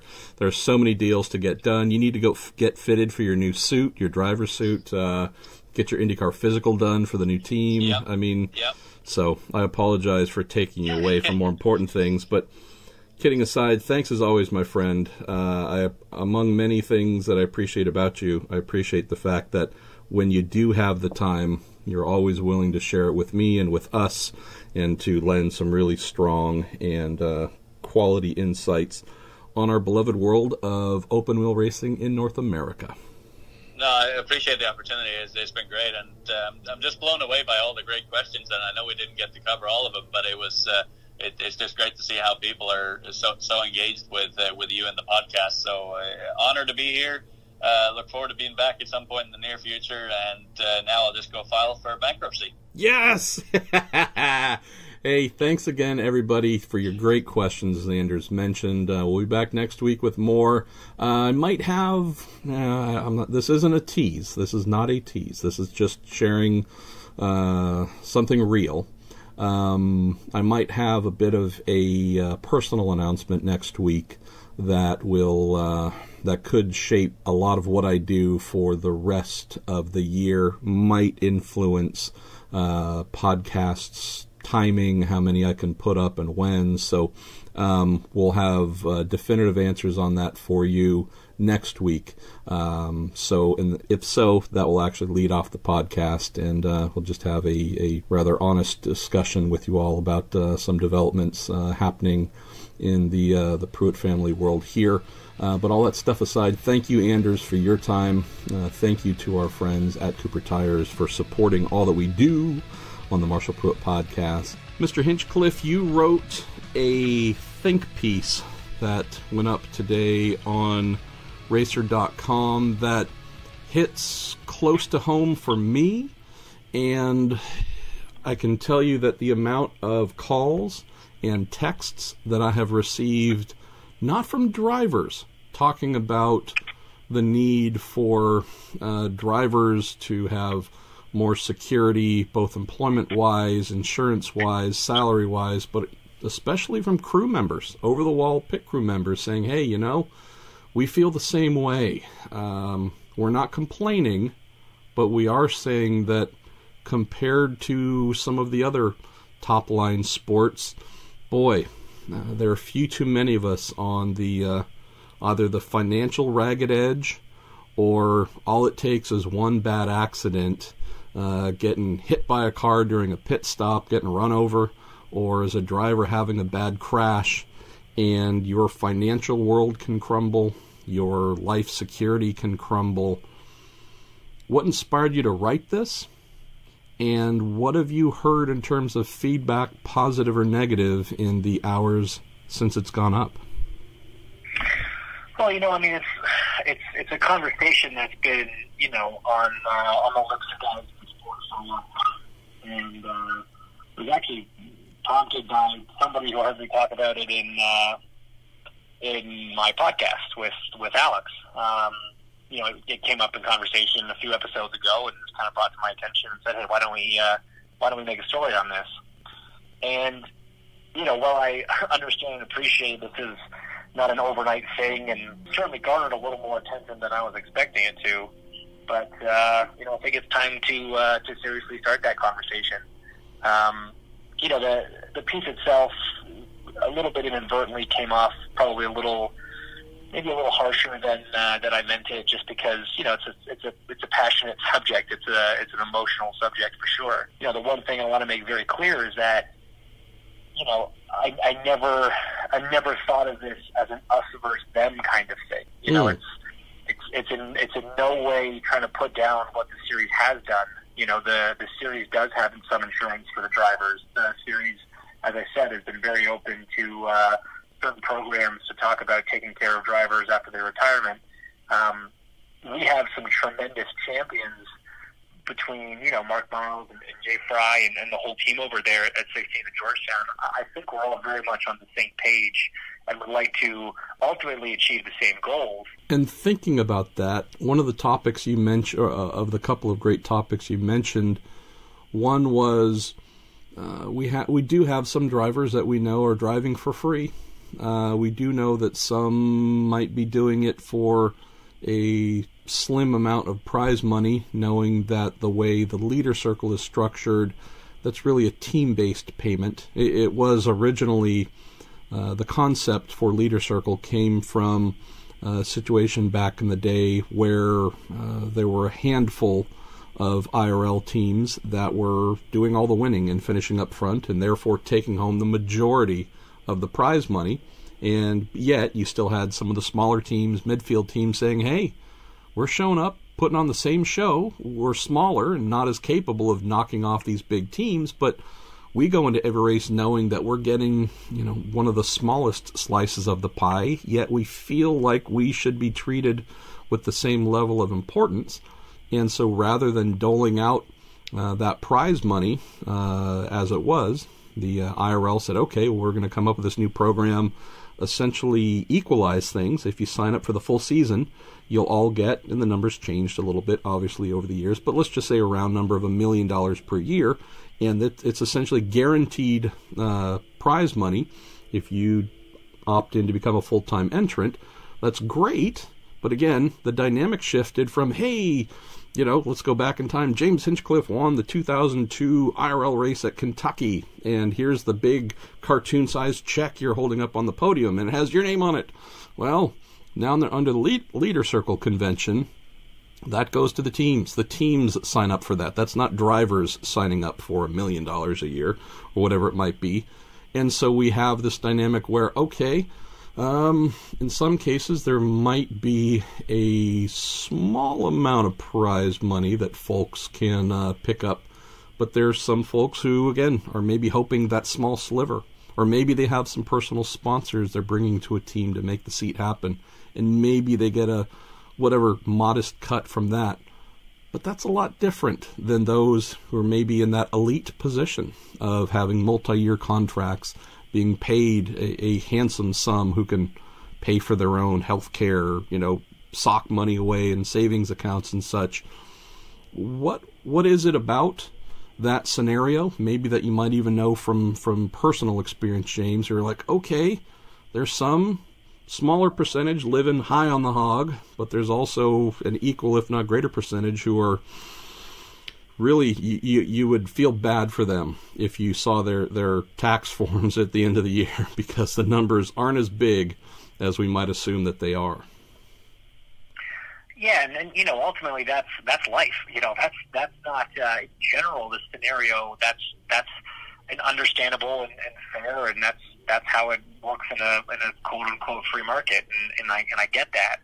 The point that always kind of stuck out to me was that every other professional sport has some type of players association to take care of the athletes. And motorsports doesn't. And that's, again, it's not a shot at IndyCar. That's motorsports in general. Formula One doesn't have one. NASCAR doesn't have one. And that just means that we are not as protected as athletes in other sports. So, whether you're at the bottom of the totem pole or at the top of the totem pole, if you're risking your life to put on a show, there should be at least some perks to the job that kind of come guaranteed. In the situations you were describing earlier, when the per race prize money was a bunch higher and paid all the way down to, deep into the teens, if not the 20th. I don't remember the specifics. But you could have a guy, a rookie, drive for free in his percentage of prize money, because that percentage of prize money could still end up being, even with a midfield to backfield team, you could probably get to the six-figure number. And, that's not a bad way to make a living. Yep. As it is now, you have drivers still driving for free. You have a prize money structure that only rewards the top five. And so it makes it near impossible for someone in that position to legitimately earn a living. And it just doesn't seem right. There are league minimums in a lot of other sports. The number itself is almost irrelevant, Marshall. It's not about, no one wants to bankrupt the series. We know that we don't have the TV money that the NBA has or that the NFL has. We get that. We're all in this together. No one's trying to hurt anybody here. Quite the opposite. We're trying to take care of people and protect people. Let me throw a couple other things at you that come to mind. I know one driver, we both know one driver who we won't mention by name, but I believe it was 2016 where he was saying we got to the last race or two, and he was still saying, I haven't been paid for anything this year. Like, I've legitimately been paying out of my own pocket to book the flight and get the rental car, and, I have not genuinely, despite having a contract, have not received a penny from the team I'm being paid to drive for. In that situation, unlike, say, the NFL or the NBA, where players, when they get their checks, it's from the NFL. It's from the NBA. They might play for Team X. They might be whatever position play whatever position, but they're ultimately employees of the league. We do have an interesting dynamic, James, and I know that this, the driver who wasn't paid for essentially the full year, that it's somewhat of an anomaly. We'd be lying if we said it's only happened once in recent years, but there is a bit of a difference where the contract between the driver and the team, and they're, other than applying whatever internal pressure, maybe asking for a Mark Miles or someone to ring up the team owner and say, hey man, would you take care of driver X? This really is more of a it's almost contract work. Hey, we got a contractor to come out and redo the roof. It's a little old school business-wise. It's not really modern era sports league, sports series dynamic. I mean, is that part of what a point you're trying to raise? Like, hey, we could maybe just modernize a bit, and that would help the drivers for sure. Well, exactly right. It is kind of just bringing motorsports in general up to, being on par with other sports as they currently run. Like I said, we've got a huge champion in Mark Miles within the series. He was there when this kind of came up with pro tennis, and so he actually has a lot of experience with this type of thing. And we've had some, really constructive conversations on the topic. Ultimately, it's something that's probably still a ways down the road. It's still going to take a lot of time to figure out what all the details of something like that would look like that keeps all the parties happy. Because again, this isn't anyone trying to ruffle any feathers. This isn't trying to take control of anything. This isn't so that we can kick and scream and strike and things like that. It's just trying to take care of the people involved in the sport. And I think when push comes to shove, if you look at the amount of money in the sport, and I know that we're not where we want to be in those terms, but we're moving in the right direction, which is a great thing. So I think it's an important thing to start this conversation now before it really is super unfairly weighted. And it's really just to make sure that, like I said, everyone's kind of on the same page. Everyone has their, we're all stakeholders in this. We all have something invested in it, so we should all have a say and a bit of a voice at least to voice concerns. And that's kind of what it's about. It's like I said, it's not about kicking and screaming. It's not about trying to overrun anything Lord knows you don't want drivers having too much say on rules and things like that, because that's just not a productive conversation. We've removed the race director. There are no race stewards. We've put monkeys. We put orangutans in race control. Whatever buttons they push, we'll abide by that. Exactly. So yeah, I think times have changed within our sport, and luckily, because I think a lot of these things came around when the sport was in a much worse place, and I think we're in a much better place now. And as things change and times change, I think we have to change along with it. And I think this is just a logical next step that we just need to at least get the conversation going and try and get a sense of what all the different parties would want to accomplish in some sort of arrangement. And go about figuring out how to achieve all that. Last couple things that come to mind, James. So this topic, by no means a new one, and I don't say that in any kind of critical way. I say that in the sense of the desire for a truly unified, not unionized, but unified driver front. It's been expressed many times. Our late and beloved friend Justin Wilson was someone, he and I had countless conversations just between us on this topic of, as drivers, we really want this thing. We really want to see this change. It could be a safety thing, whatever it might be.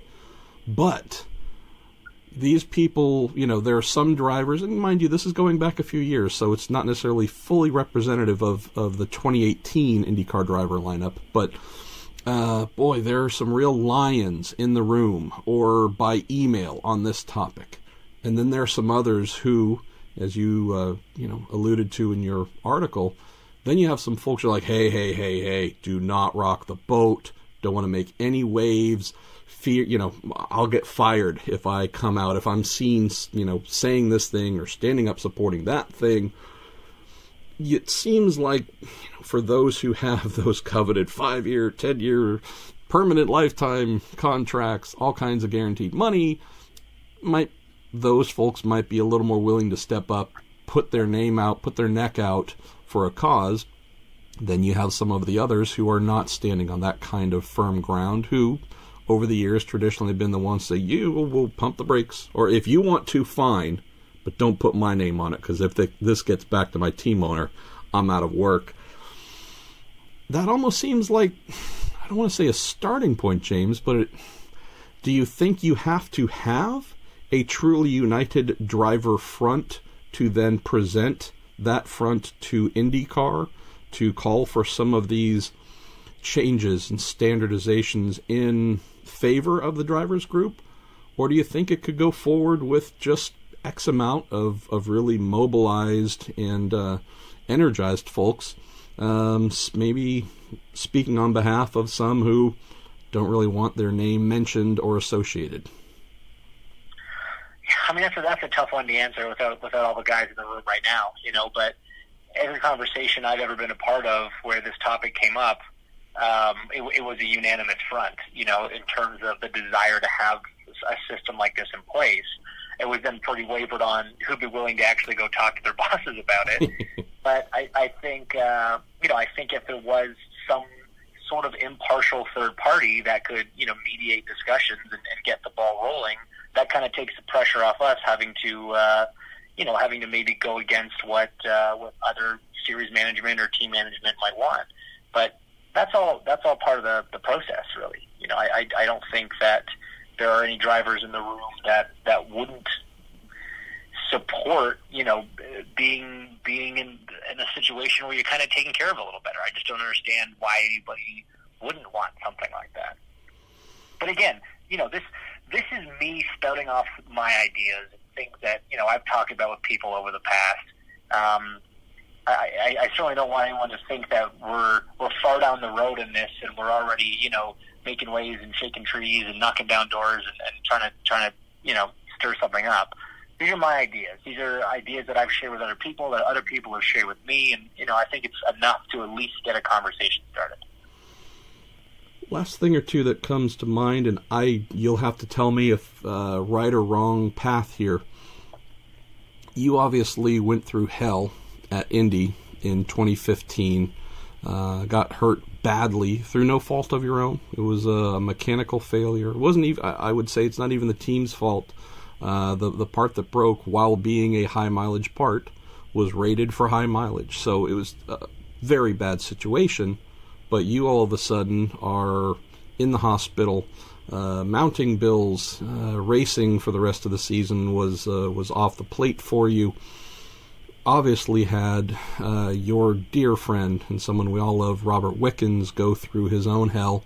He's got we actually don't know how long, but we know that there's a longer road to recovery than he wants, but that's going to involve medical bills and this, that, and the other.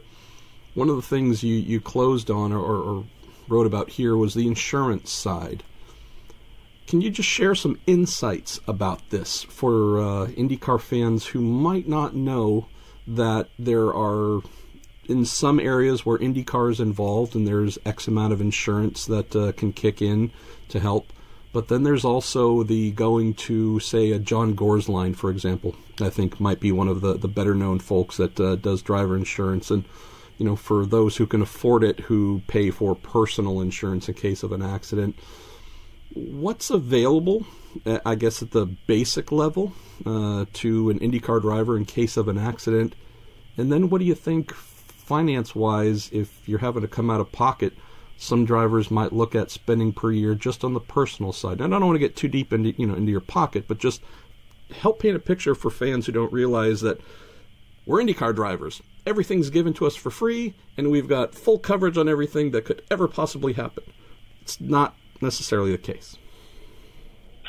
No, it couldn't be farther from the truth. I mean, as far as pro athletes go, racing drivers in general are kind of on their own plane in a lot of areas, and this is one of them. Things like if you get signed on to play for the Indianapolis Colts, you have a team of trainers, and you have a team of coaches, and you have nutritionists and doctors and all sorts of things at your disposal. IndyCar drivers literally get none of that. So if you want to be physically fit, you've got to go source your own trainer and pay them out of pocket. If you need to go see the doctor, you need to pay that doctor out of pocket. If you have a physio or you get sports massages, that all comes out of pocket. We incur a lot of expenses that other athletes are granted just as part of being, on a team. Again, this is not to say that we should all be given that stuff. That's not what I'm saying. You're just painting. Yeah. And on the insurance side of things, there is insurance coverage that IndyCar does provide up to a certain point for drivers, which is obviously great. But when you're getting insurance, it's really tough having a conversation with an insurance adjuster, being like, "Hey, I drive at 220 miles an hour around 25 other maniacs. Want to insure me?" The answer is no, not really. But for some gross sum of money, yeah, we'll think about it. And yeah, I mean, the fact of the matter is, with the way the economics work for some of these young drivers, it's just simply not an option. What I think is important for people to understand is these thoughts are surprisingly selfless, because though I've been through that phase, I am no longer in that phase. I drive for a great team in Schmidt-Peterson Motorsports. I have two great bosses in Rick and Sam who compensate me very well for the job that I do, and I have insurance above and beyond what IndyCar provides. But I know a lot of guys that don't, and I was in that position, Rookie James Hinchcliffe had a different experience, for example, or exactly. guys coming straight into the league series might not even know all the things that they really should be doing or that they should be pursuing, might also not even have the finances to do some of these things. 100%. There's nobody that sits you down. As I mentioned in the article, a lot of us don't have people we know in racing to ask questions of and bounce ideas off of. And, when you first showed up, it's you and your dad trying to negotiate your first IndyCar contract, and you'll literally sign anything at that point. And no one's lining up to kind of educate you on some of the other things that you might want to be aware of.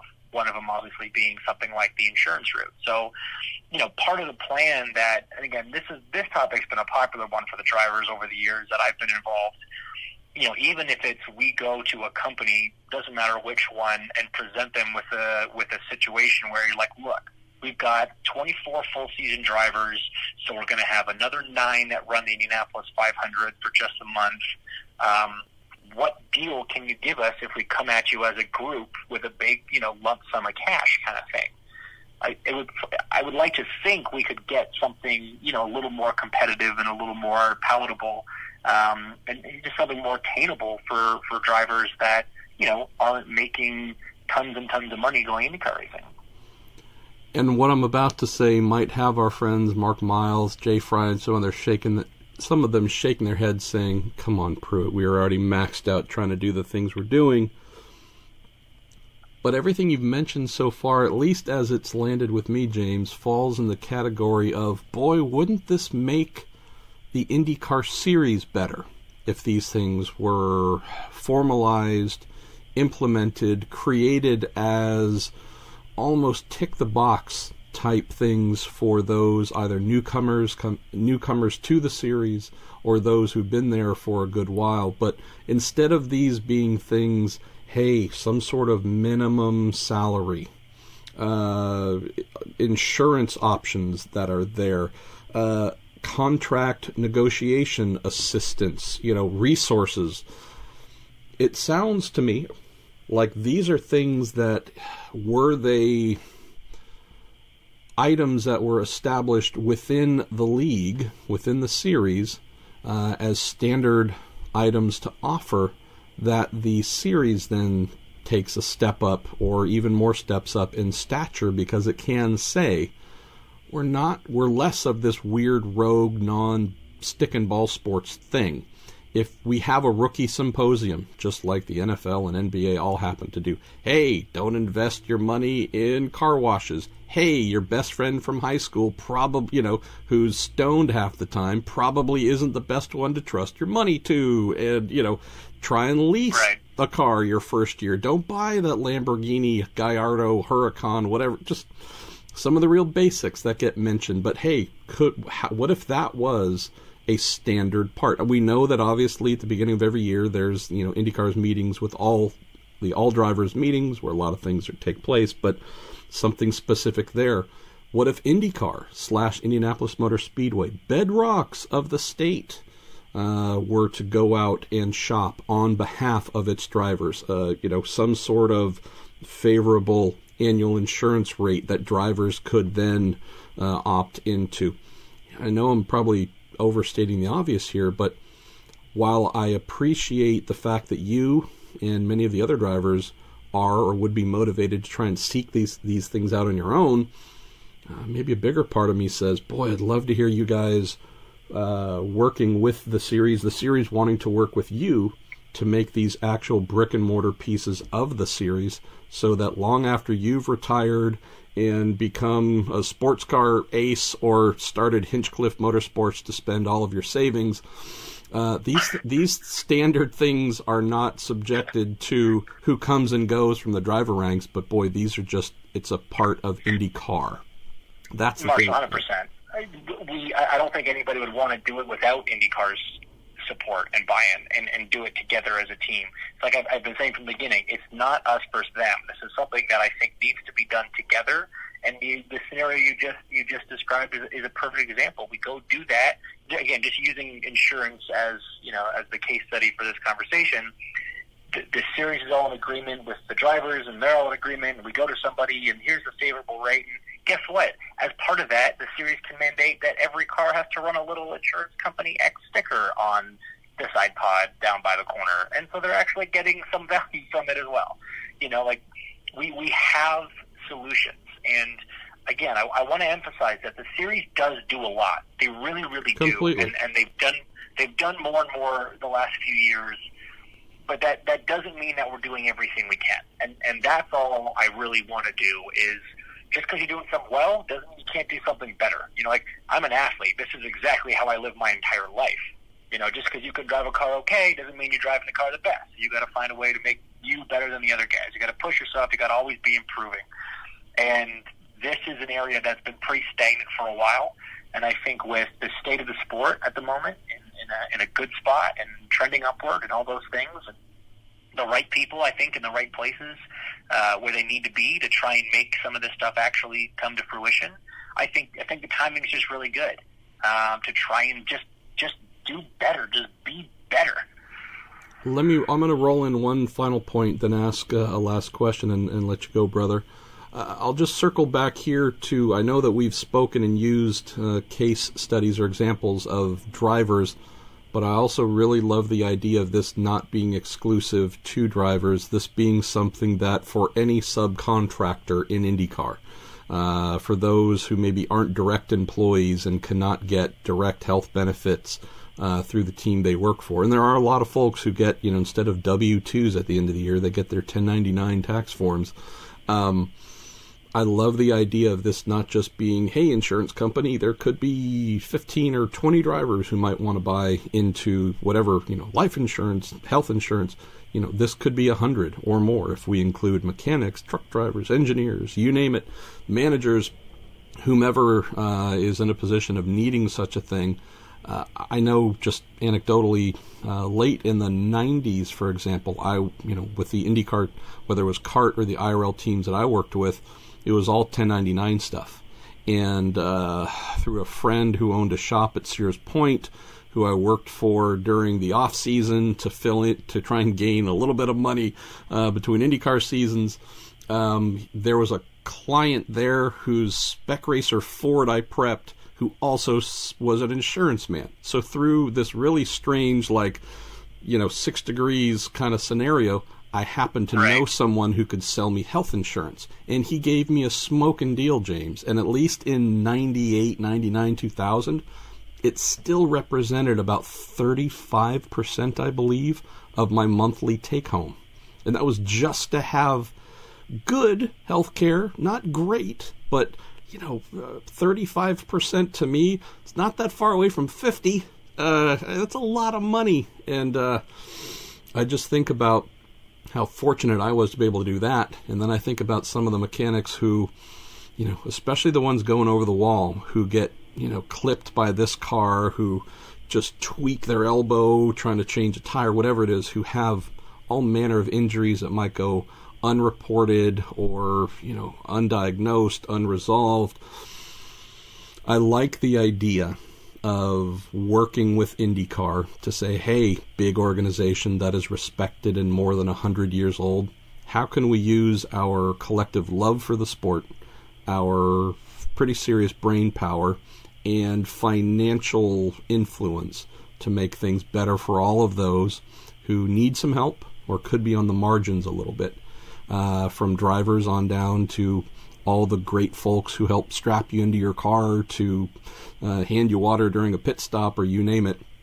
And that's maybe the last question where we should cover off here, James.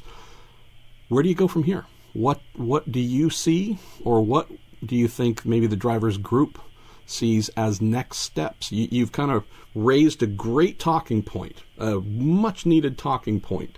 A lot of folks commenting about it. There's more than 140 comments on Racer so far on this, which is great. What do you do to turn this into action? How do you go about that without maybe causing the folks at 16th and Georgetown to say, oh, wait a minute, they're coming over the gates, they've got tiki torches and they've got, hatchets and they're coming for us. How do you turn this into action, brother? It starts at 16th and Georgetown. I really believe that. I think, there have been some very preliminary and sort of, water cooler conversations about something like this.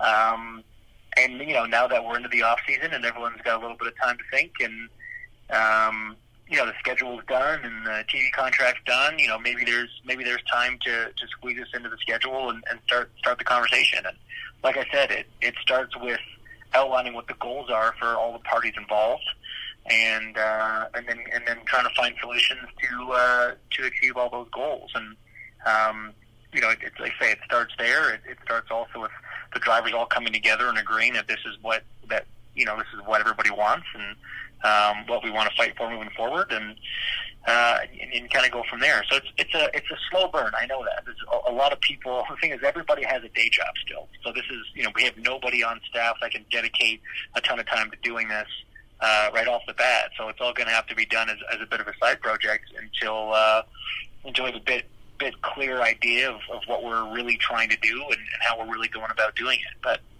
like I said, always the dream, the vision is to be very, very strongly aligned with IndyCar and the teams and the drivers. It doesn't work if one part doesn't buy in. So finding the right solution that everybody buys into, I think, is absolutely key, and I think that's where you have to start. It's coming from a place of positivity, too, instead of a place of negativity, and that is what gives me hope, because so many, not always, but so often, some of the things that I've heard in the past with other eras or iterations of the IndyCar series where folks had similar comments to offer, it was so often being driven by, why don't they? What's wrong? Why aren't they? Instead of, you know what? We can. We should. We might. And it being driven from a place that is, again, positive instead of critical. Absolutely. No, I think that's the way to approach it. It's like I said, the series does do a lot for us. They really do. And we do a lot for them in return. And I think we're at a kind of a junction where we can all do a little bit more and kind of help the greater good. And like you said, if IndyCar is the first one to jump on this, man, that puts them miles ahead of any other race series on the planet, and a more desirable place to come race. You look at what the Road to Indy did for the junior formulas over here. That system and that clear-cut ladder to get to where you want to go has brought a ton of kids over from Europe. They kind of abandoned the F1 goal or the European racing goal to come over here because it was such a clear-cut path that rewarded talent, et cetera, et cetera.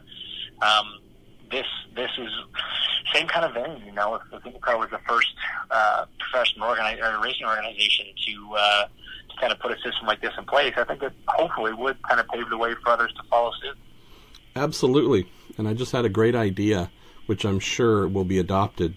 So if the leader circle is roughly $1 million a year for each entry that's guaranteed to turn up, how about we pitch the winner circle, $1 million a year for each driver that promises to turn up for every race? Huh? What do you think? Problem solved. Although some of our friends would, except for that, Graham Rahal would turn that into 3 new Porsche 911 turbos or whatever else, and then, buy dog insurance or something. Flip them and make 1.2 on it. Exactly. All right. Another flawed idea we're going to forget. Mr. Hinchcliffe, as always, how much we appreciate you, not just what you do behind the wheel, and also a lot of the character you bring to the track. But I'm happy folks who maybe have only known you as the fun guy who drives race cars quickly and wins races. I'm glad maybe some new folks have come to appreciate that. No, the guy has also got a big heart and is pretty smart too, and is thinking about some bigger topics than just spraying champagne. So thanks again for taking the time to put that story together on Racer.com, because it is a very important topic. Much appreciated, brother. Thanks for having me on.